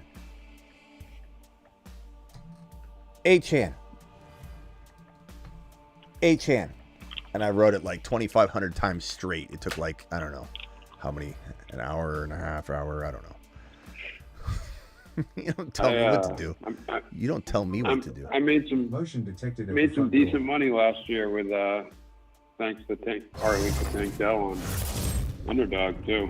Yes, sir. You were able to get him almost free in Underdog last round forever. Biggest money makers this year, Mahomes and Kyron. They might make babies. Someone might make so much cash money, they're whining and dining their girl, taking them out to a nice staycation. Right. Babies are going to be made off of Kyron Williams' money and Kyron and Mahomes. It's going to be conceptions are going to be up big time during spending season. Once everybody gets that prize money. We'll be able to measure it by how many bursts we have 9 months later. How many people made cash money on Smitty's YouTube channel? That's kind of weird. Why are all our views down 9 months later? Everybody's at the hospital having a baby. Let me go over to Mars Man Russian Collusion. I'm going to probably circle you guys off the phone line. Joel, appreciate your super chat. Smitty, please bless my guy John with a gifted membership. I don't have control over that. The gifted memberships go at random to people, broski. So I can't do that. But I appreciate you. Smitty, once again, great show. I have one question for you. Yeah. Top rookie, wide receiver, and tight end this year. Top rookie, wide receiver, and tight end. Well, easy. MHJ top. And running back. Okay. Benson, MHJ, and then, Bowers is, I don't see how it can't be. I don't see how it won't be Bowers. But I just don't think Bowers will be exactly what we want, as a rookie. He's not going to be, you don't think he's going to be utilized, right? He's on the panic. I did the panic chamber right here. And he's on the panic chamber. Just because I think people are going to overdraft him, and I think he's going to have some ups and downs. Think about it. His offense won't live in the red zone. He'll have less scoring potential. He's going to have 2 QBs at some point, if not more, during the season. And then, so he's got to build new rapport, during game rapport. I know you can build rapport in the practice sessions, but you're going to have 2 different quarterbacks at some point. And I just think the Raiders are going to be awful this year. But could they shock the world and me? Maybe. And like I said, there's that avenue on the panic chamber. I talk about it. And it's like, look, I get it. People want to act like Tom Brady can't come back. I get it. You can think whatever you want, but Tom Brady has made it very abundantly clear he still has an itch that he may not have scratched yet. And so, approval from owners, like there's a lot of things that got to go down if it ends up, getting to a certain point and then he wants to come back.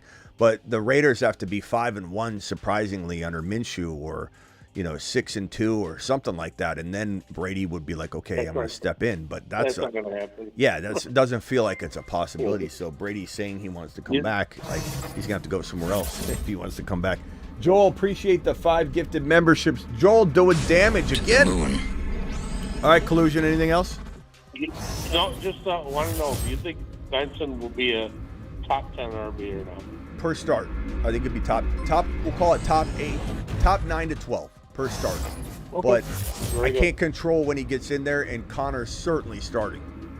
But it's 29, overworked, injury prone, missed 4 games last year, was awful up until the point Kyler came back, which you could blame that on that, right? But he was absolutely abused, massive workload, big injury history, 29, though thank you. I'm not banking on that. 29-year-old running back with his injury history, no.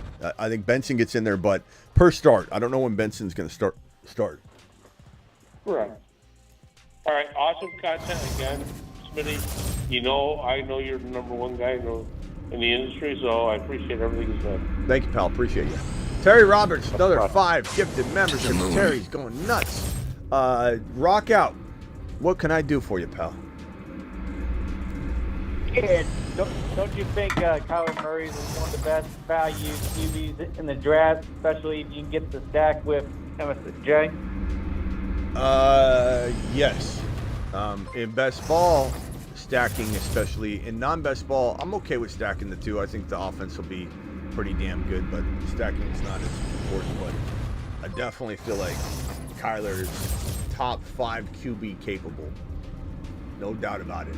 I mean, he was, the year he got injured in 2022, when he tore his ACL, I forget when he tore it. Travis, do you remember when it was? It was like week 8 or week 7? It was like mid-year. Yeah, so when he tore his ACL, if you extrapolate the games he played, you take out the torn ACL game because he got injured in the game. So the games prior, all the games prior, not cherry picking, the entirety of his season up to the ACL tear, and you extrapolate that over 17 games, he was number 5. He was QB number 5 in most formats. So we know Kyler's a top 5 QB. The question is, there's so many other top 5 QBs. We always joke that I have 6 or 7 top 5 guys at every position. I got 6 top 5 running backs. I got 6 top, but that's kind of the nature of mine. Put one in the chamber, it's just the kind of the way I think about it. Cause like they're all top 5 guys, but they're going to try and at the end of the day, someone's going to get shoved out of the bucket and only 5 people fit in it. But Kyler's one of those guys that could get nudged out every 2 out of 3 years, but he's barely outside. He's like 20 points away from being a top 5 guy. But there will be 2, 3, 4 guys, Dak, Lamar, Kyler, Joe Burrow, and Stroud, trying to squeeze into a bucket that has 4 rushing monster quarterbacks in Mahomes, Hurts, and Josh Allen, and either AR5 or JD5 or whatever. And then you got these other guys trying to get into that bucket, and then they get shoved out, but they're 20 points away. So Kyler's going to be in that 20-point away mix for the remainder of his career as long as he's healthy. Love Kyler Murray. Love him. He's fantastic. He actually tore week 13. Okay. He missed week 10 and 11 with some other injury. Came back, played 2 games, and tore it against New England. Mm-hmm. Yeah, so a little later than I thought. But yeah, so even better. Whenever you extrapolate but data, he only made 1 passing attempt in that whole game. So. Yeah. So once you have more data, it's even more easy to extrapolate it. So glad that it's more games. Extrapolate 12 games, then 12 or 11 games, and you're looking at pretty accurate extrapolation data. You take 3 games. Oh, and the first like it's hard to extrapolate AR5's data because he played 3 full games and got injured in his 4th game. However, you also got to factor in when we start talking about, well, when is it safe to extrapolate 3 games? Well, quite honestly, he was still learning.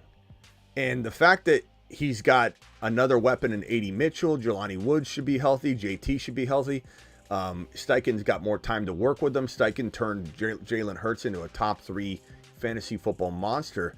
I kind of feel like extrapolating AR5's 3 games is not even fair in a way that means that I think he's going to be better than that extrapolated data. Because AR5, I just think he's going to be a monster. I think he's going to be so good in fantasy football. I think he's going to be a cheat code. And we might be talking about AR5 in a whole different way. We're high on him. We're probably the highest community around on AR5. Probably no doubt about it. I got animations to prove it. We got the 5s. But exactly, he might be something even greater than our expectation. Like right now, we're envisioning him being something. Week 5 might come and we think of him in a whole different way, and we laugh at our evaluation of him back in the day. Like he's such a good thrower that has got to work on reading defenses, but he's played 3 full games. Like no one's expecting him to know everything yet because he's still kind of playing his rookie year out. He's going to play his 4th full game in week 1. You know what I'm saying? So like, how are we sitting here judging? He's barely scratching the surface. If anything, he's going to have a better version of the rest of his rookie year that he would have had by being more prepared in the offseason. And Collusion dropping a $200 hauler. What the hell's going on here? Oh, yeah. Let him cook. Yeah.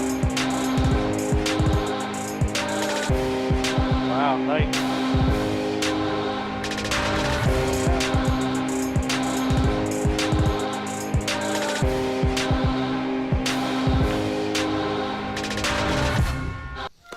I think that deserves one more. Let him cook.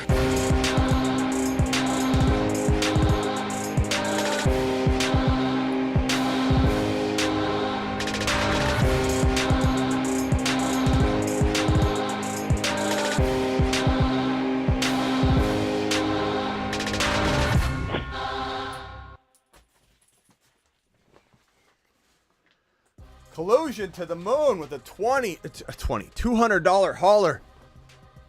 Goodness gracious, Collusion.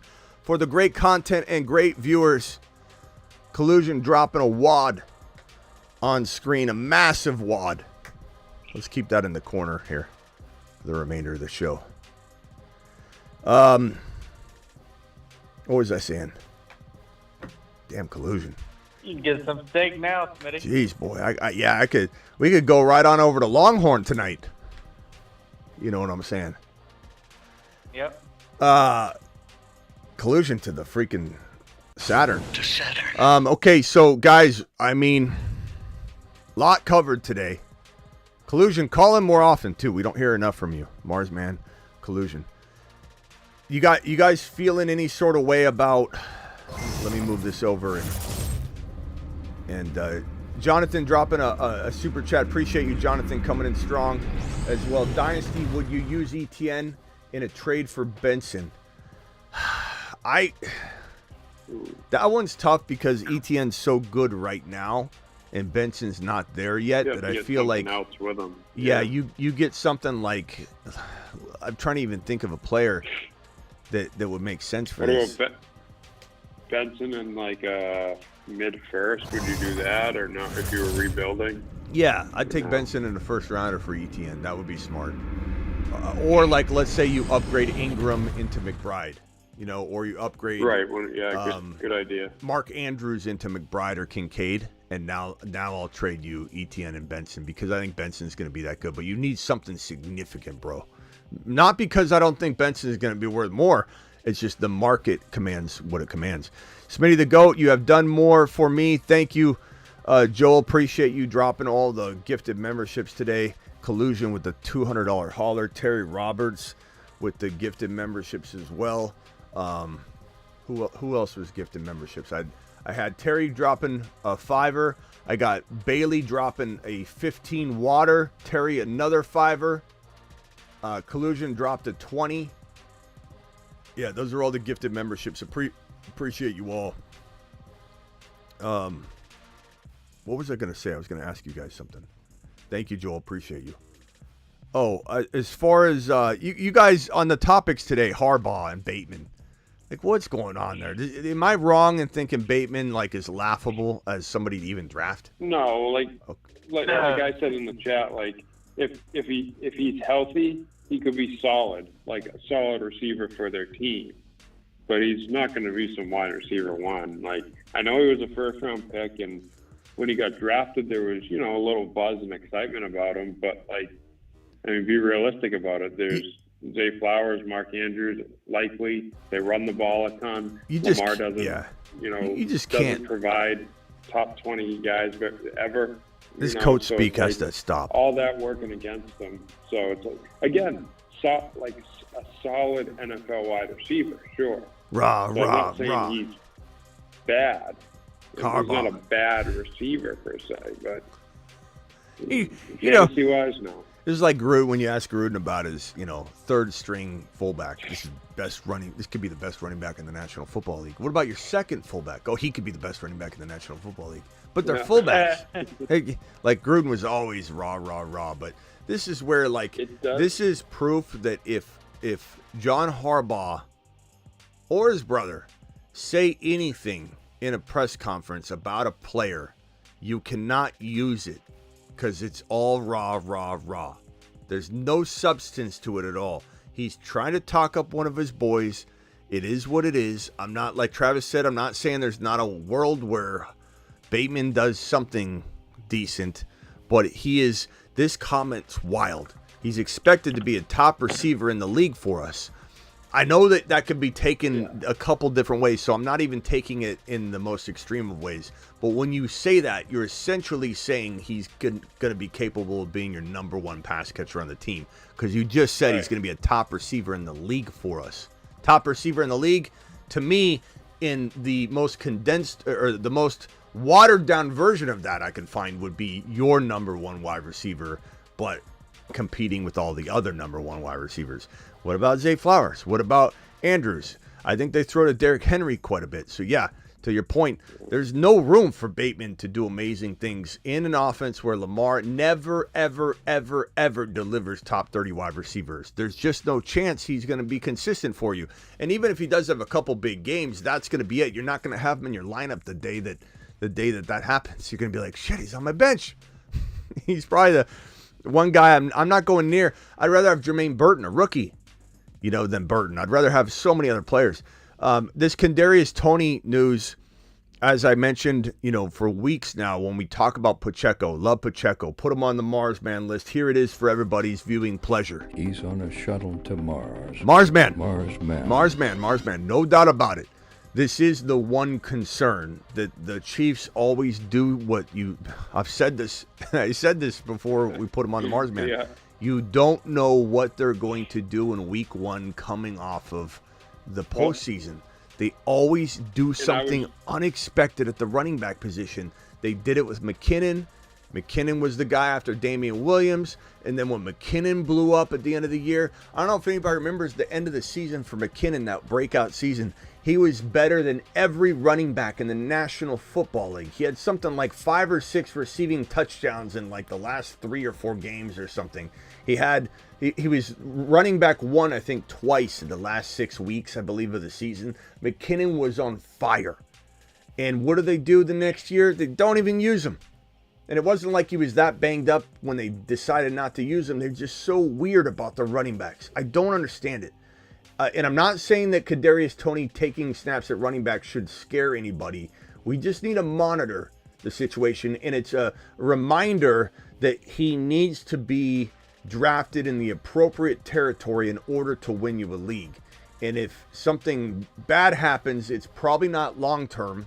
But they do weird things in week 1, week 2, week 3 with the running back position. I don't know why. They just do historically. So Pacheco, remember Pacheco, Moon Man extraordinaire. We said he was going to be a monster. In week number 1, Pacheco was like running back 30 or 36 or something like that. It was like, what in the hell? And then week 2, he started to pick it up really quickly. But I'm just saying, monitor this. Zambik could be taking snaps. The rugby player, he already is. and then Kadarius Toney, they're looking at that, and then you got CH. So there's definitely some weirdness going on, but I still love Pacheco at his amazing, win a league territory. But hopefully this lowers Pacheco into round 4, 3, 4. Then it's like safe as can be. What else you got? I was just going to ask, and going off, I think it was Russian, maybe asking about the tight end. What would you? I know it's kind of tough to do, but as it sits, what are you thinking for a guesstimate stat line for like Bowers and Sinnott? I know you're pretty high on Sinnott. Yeah, I am too. I like Collusion. If you're still watching, Sinnott could outscore Bowers. That's what I was wondering. Could you see a world where that happens? He could. If that offense clicks in Washington. He could, because he's the number. He's the future. He's the number 2 tight end. Ertz will probably start the year, but Ertz is 95 years old. Always injured. I was reading that he's already pushing Ertz though. Yeah. So it's not going to take long. So Ben Sinnott also is a rookie and was in rookie camp with JD5. So that rapport is cemented in from day one. So that's the advantage, that Sinnott has more of a rapport with JD5 than Ertz does. Sinnott has more of a rapport with JD5 than McLaurin or Dodson does, because they were there from the beginning as rookies blossoming together. So, maybe I say this, Collusion.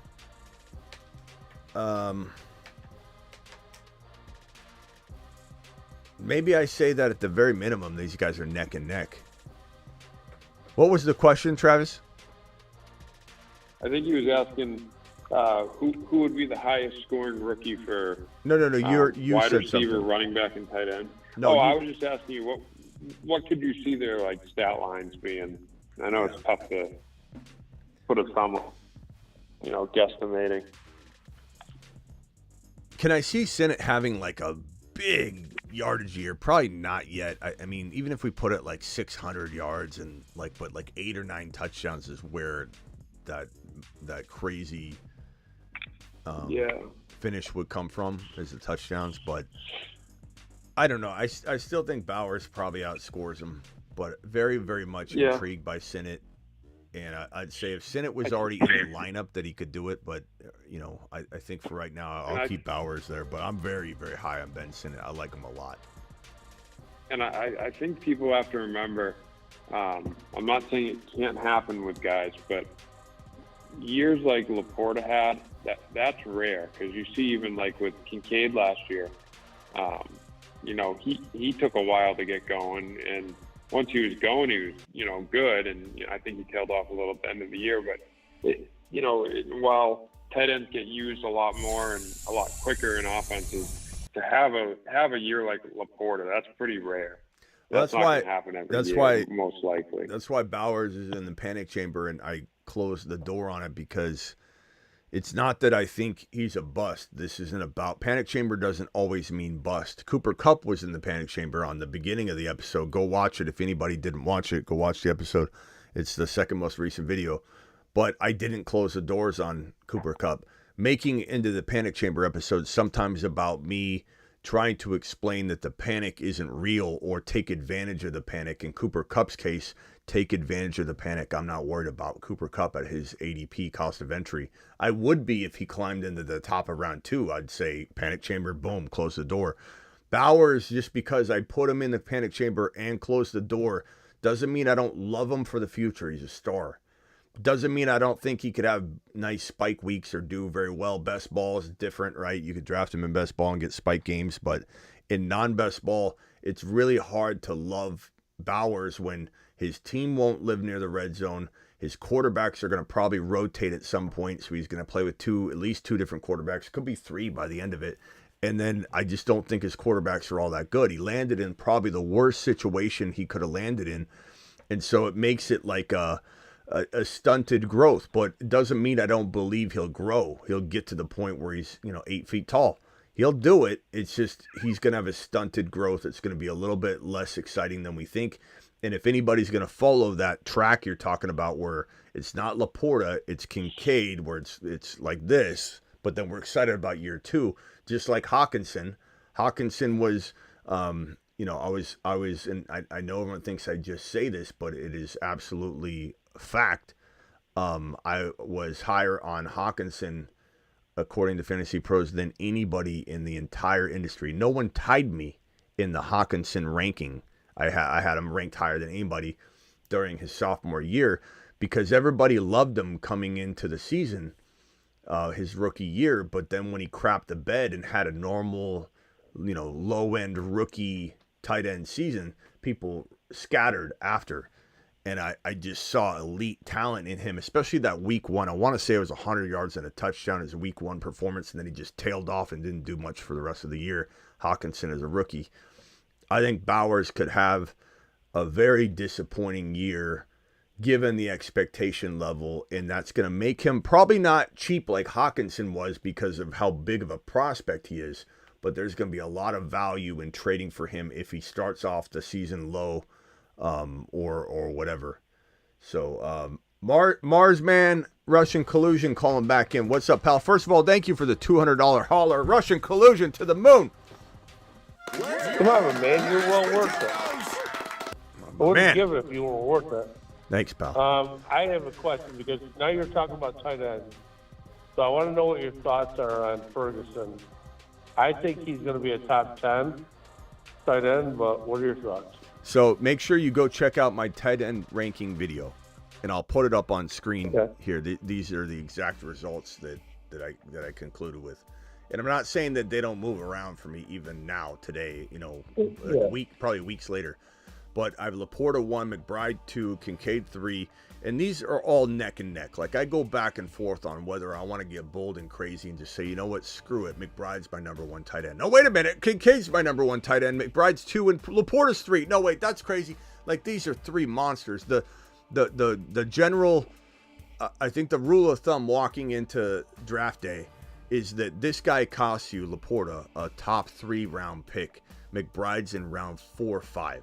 Kincaid's in 4 or 5. The discrepancy between their draft values and where they're all going to finish makes Laporta not, I don't want to say undraftable because people think I'm saying he's going to do bad. I'm not, but it's just, how do you draft Laporta in 3 when you can get McBride and Kincaid sometimes at the top of 5? It's just a ridiculous discrepancy. So these are the 2 guys I'm trying to draft. Pitts is kind of, depends on where he falls. I feel very similar about that. Kelsey, I'm lukewarm on Kelsey. I'll take him in best ball more than anything. I might avoid him in all redraft and just say in best ball, I want Mahomes and Kelsey in a lot of leagues because those are $5 shots in the dark, right? So I'll do it. I'll do a bunch of them. Andrews and Lamar, cuff those guys together. Past that, I don't know that I'm drafting a lot of Andrews, you know, in non-best ball. I really don't think I am. And then you got Ferguson right here. Let me get Bowers out of the way. His mug's right in the middle of the screen there. Sorry. Ferguson's number 7, but he, in crafty fashion, is ranked right there. Like Collusion, I like him a lot. He could climb all the way to the 4 spot. So I would say out of all the players on the board, Luke Musgrave has the most bang for the buck, given that I have him as a quiet top 5 potential breakout tight end, and you can get him well outside of the top 10. He's not even on this board. I put him on there after the fact. Sinnott, Woods, Jelani Woods, Isaiah Likely, Ben Sinnott, and Musgrave are my diamonds in the rough tight end group that are outside the top 10. And then these are the top 10 guys. And Ingram is very disrespectfully ranked at 8. I get it, but it's hard to fit him in. It really is. Like, look at him. These are all, you know, this is preference. But don't you think Musgrave, I mean, they have a lot of wide receiver talent that Dallas doesn't have anymore. So Ferguson is like going to be, you know, Dak, he lets it dump off all the time. So what are your thoughts on that? Because I'm looking at this, I'm looking at quarterbacks that like to dump off, and I don't see a lot of them in the top 10. I think that Luke Musgrave, if you're trying to say that there's too many mouths to feed in Green Bay, I think like a lot of tight ends, the tight end volume is kind of separate from the receiving volume. Like you're gonna get X number of targets and X number of receptions, and if wide receivers are in and out of the lineup, getting injured, not injured, I don't know it's affecting Luke Musgrave's share. It's almost like compartmentalized production awaiting Luke Musgrave. Compartmentalized production awaiting Evan Ingram. Why is Evan Ingram eating so much in Jacksonville?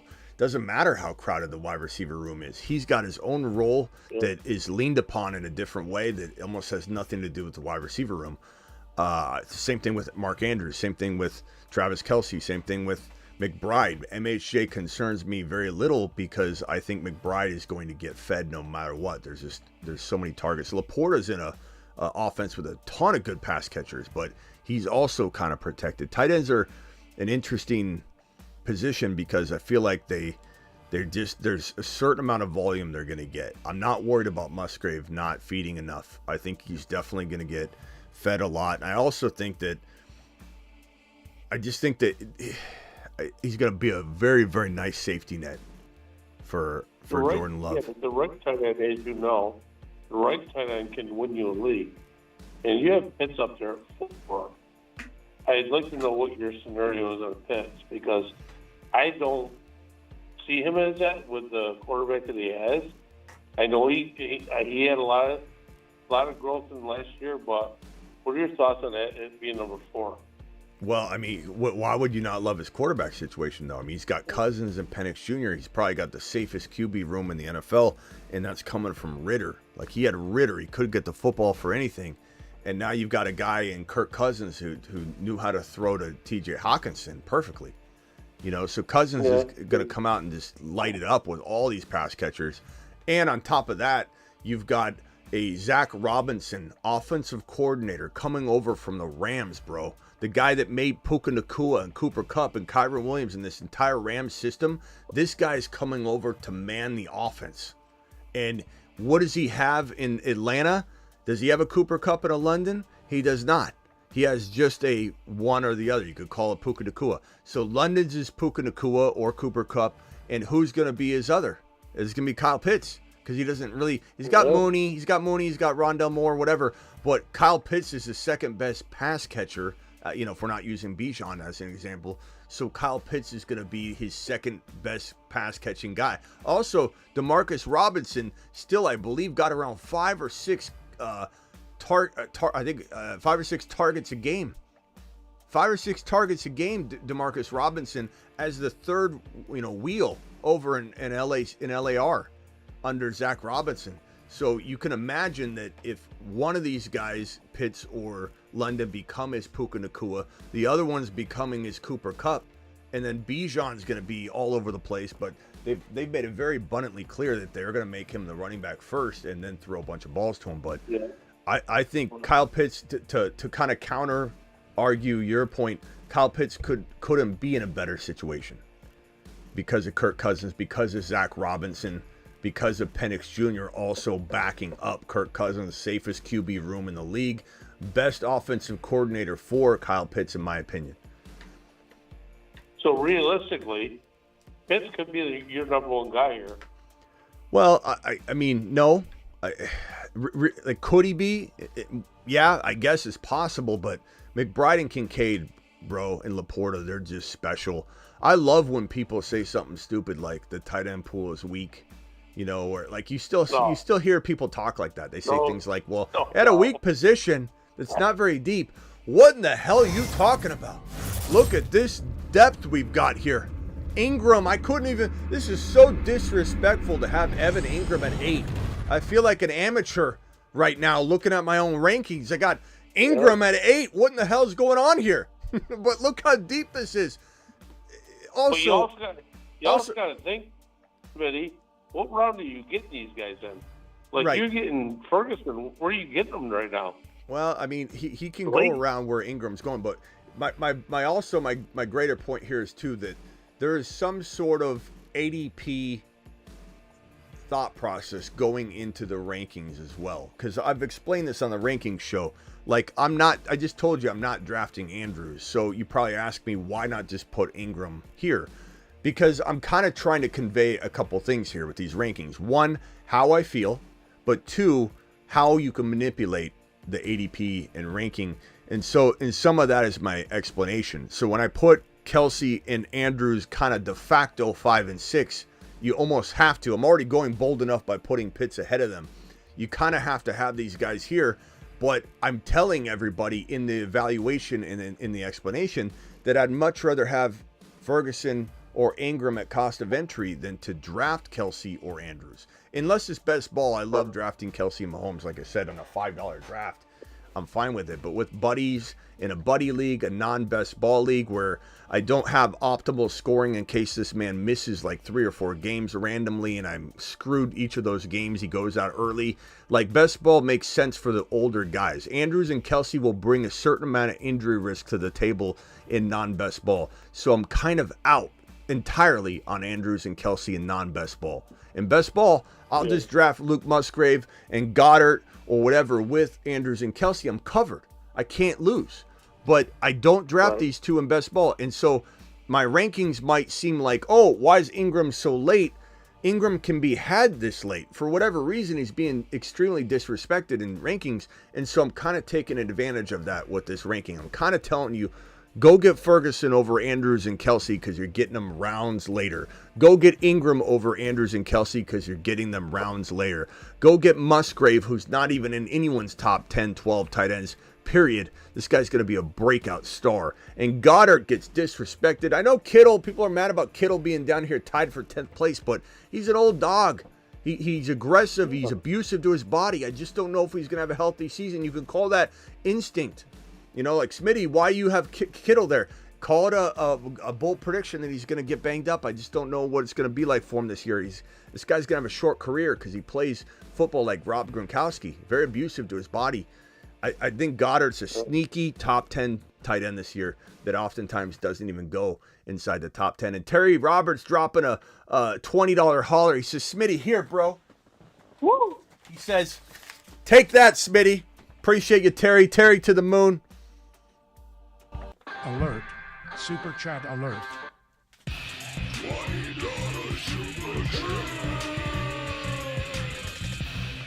All right, Russian, I got to jump. Anything else, my guy? Appreciate your $200 hauler. We'll be back tonight to draft. I do have one more question for you, and if you don't mind.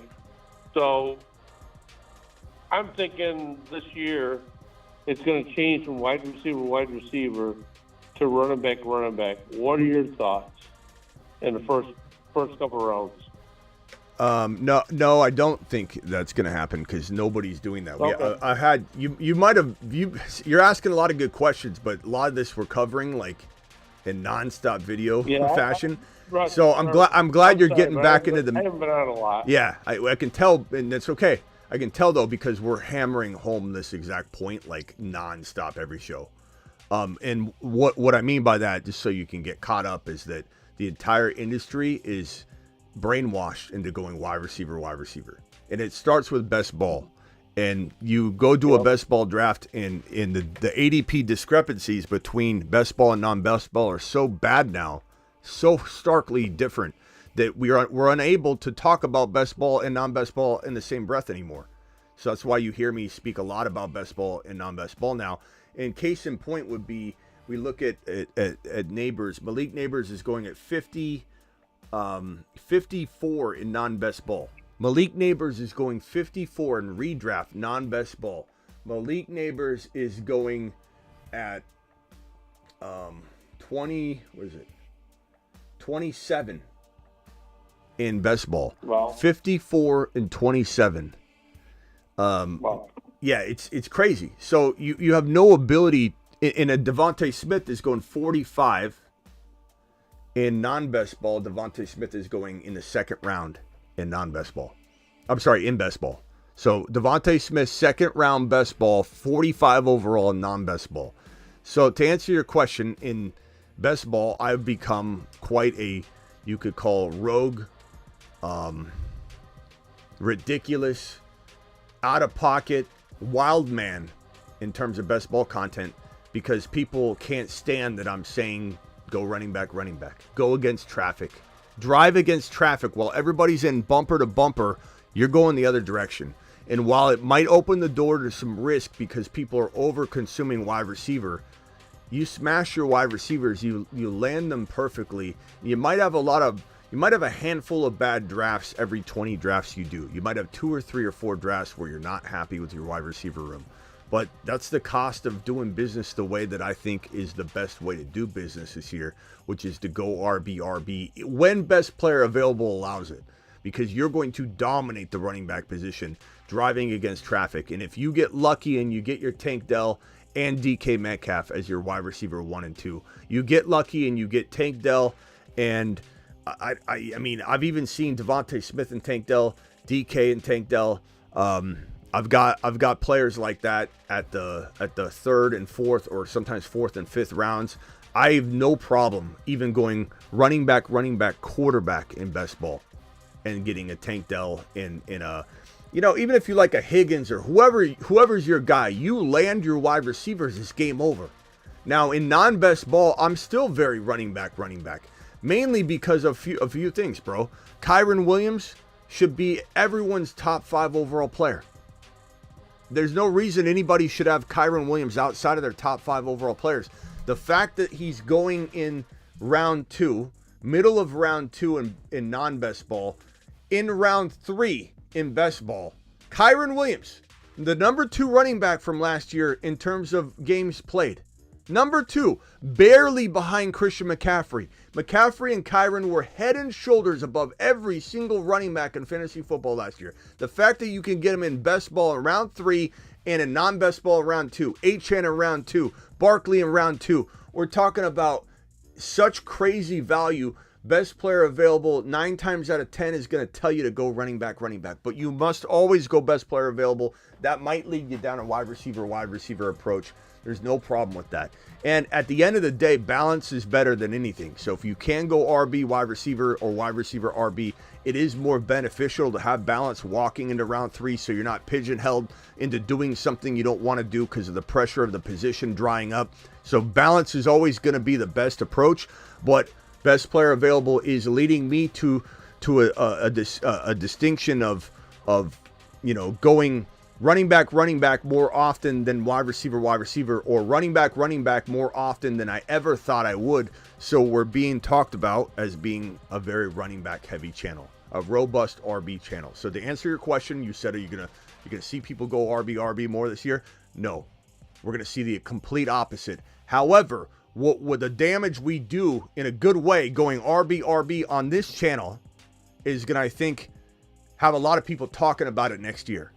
So next year will be a year that people analyze what happened and how so many people dominated going robust RB when they landed their wide receivers. Yeah, and then it could change, right? So that quick. Yeah, people will be analyzing it that way. Oh my God, last year, according to last year, because that's all people do, is look at last year. Last year's data. I'm a slave to the data. Last year, look, guy won Best Ball Mania 2023 going RB. People are out of their minds. Don't listen to any regurgitating wide receiver is a must type of person. No. Always draft best player available. Never ever draft a position, and including running back. Do not draft running back. Take a player. Take a best player available approach every time. I'm just saying 6-7 times out of 10 it's leading me down running back right now, because Kyron's always there to make my pick in round 2, and I'm just consuming the hell out of it. And Achane and Barkley. Yeah. So running back's not a must, but best player available is going to tell you, hey, maybe try this year.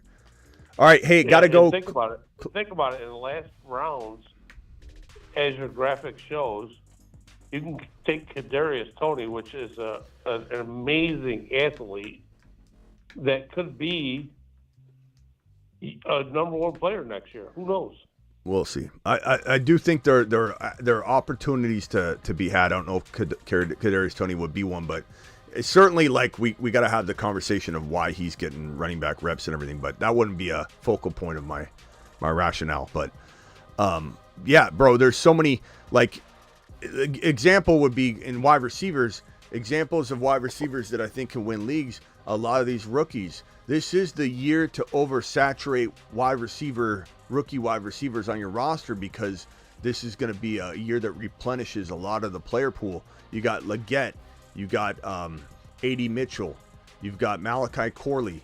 You got just a plethora of rookies that could come in and be very serviceable players on any best ball roster. And in non-best ball, look, you're going to have a lot of value. You're going to have a lot of value at wide receiver later.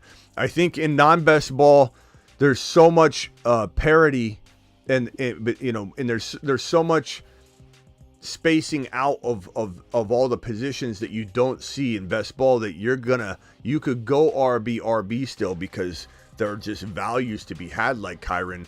But now in non-best ball, you're guaranteed to get DK and Tank Dell and those guys as your wide receiver 1 and 2 in a running back hungry, running back heavy strategy. You're not guaranteed that in best ball though. But best ball, you got to hit your receivers. But I'm just telling you, you go running back in a best ball. You especially go running back, quarterback without touching a wide receiver till round number 4. You will have some teams that you don't like. But I'm going to draft a ton of teams that I think if I land this, I'm winning it all, or I'm winning big cash money. So let everybody hate on the RB, bro. It's fine. All right, Collusion, I'll see you tonight, pal. We'll be back later. Thanks for the $200 hauler. Yeah, about midnight. We'll be back. All right. If I can get out of here. All right, later, bro.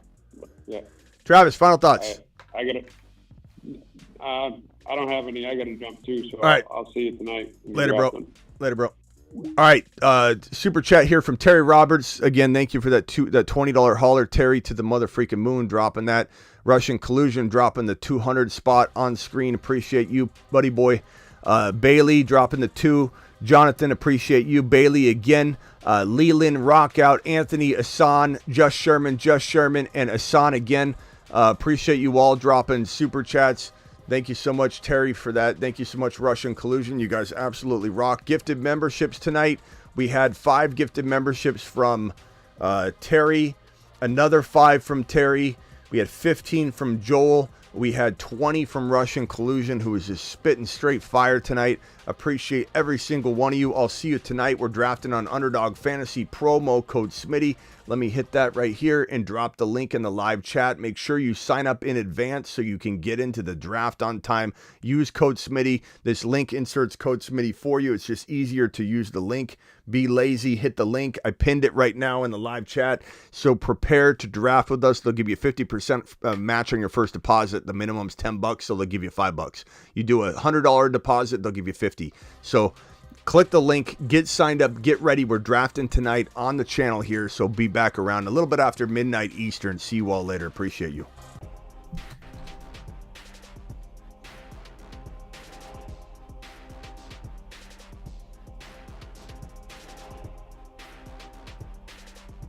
He's Kyron, he's 7 feet tall, and he knows how to handle a ball. He's Kyron, he can take frowns and turn them upside down with his touchdowns. He is a unicorn.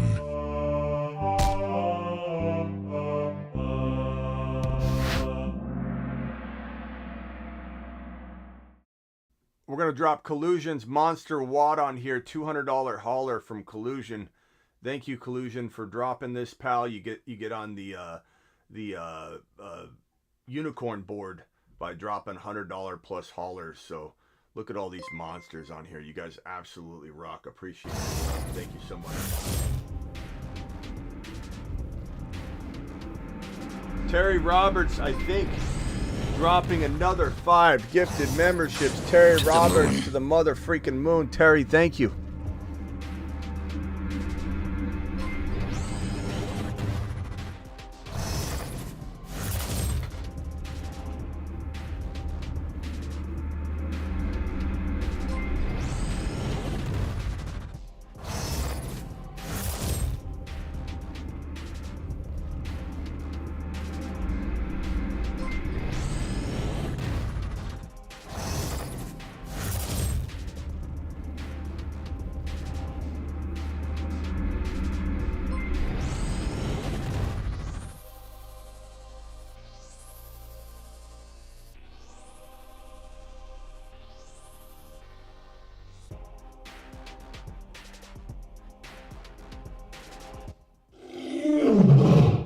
Legend has it if you say St. Brown 3 times in the dark in the bathroom, you will immediately lose your...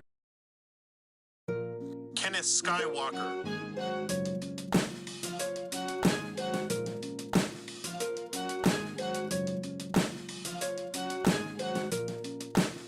Kenneth Lightsaber Swinging Skywalker.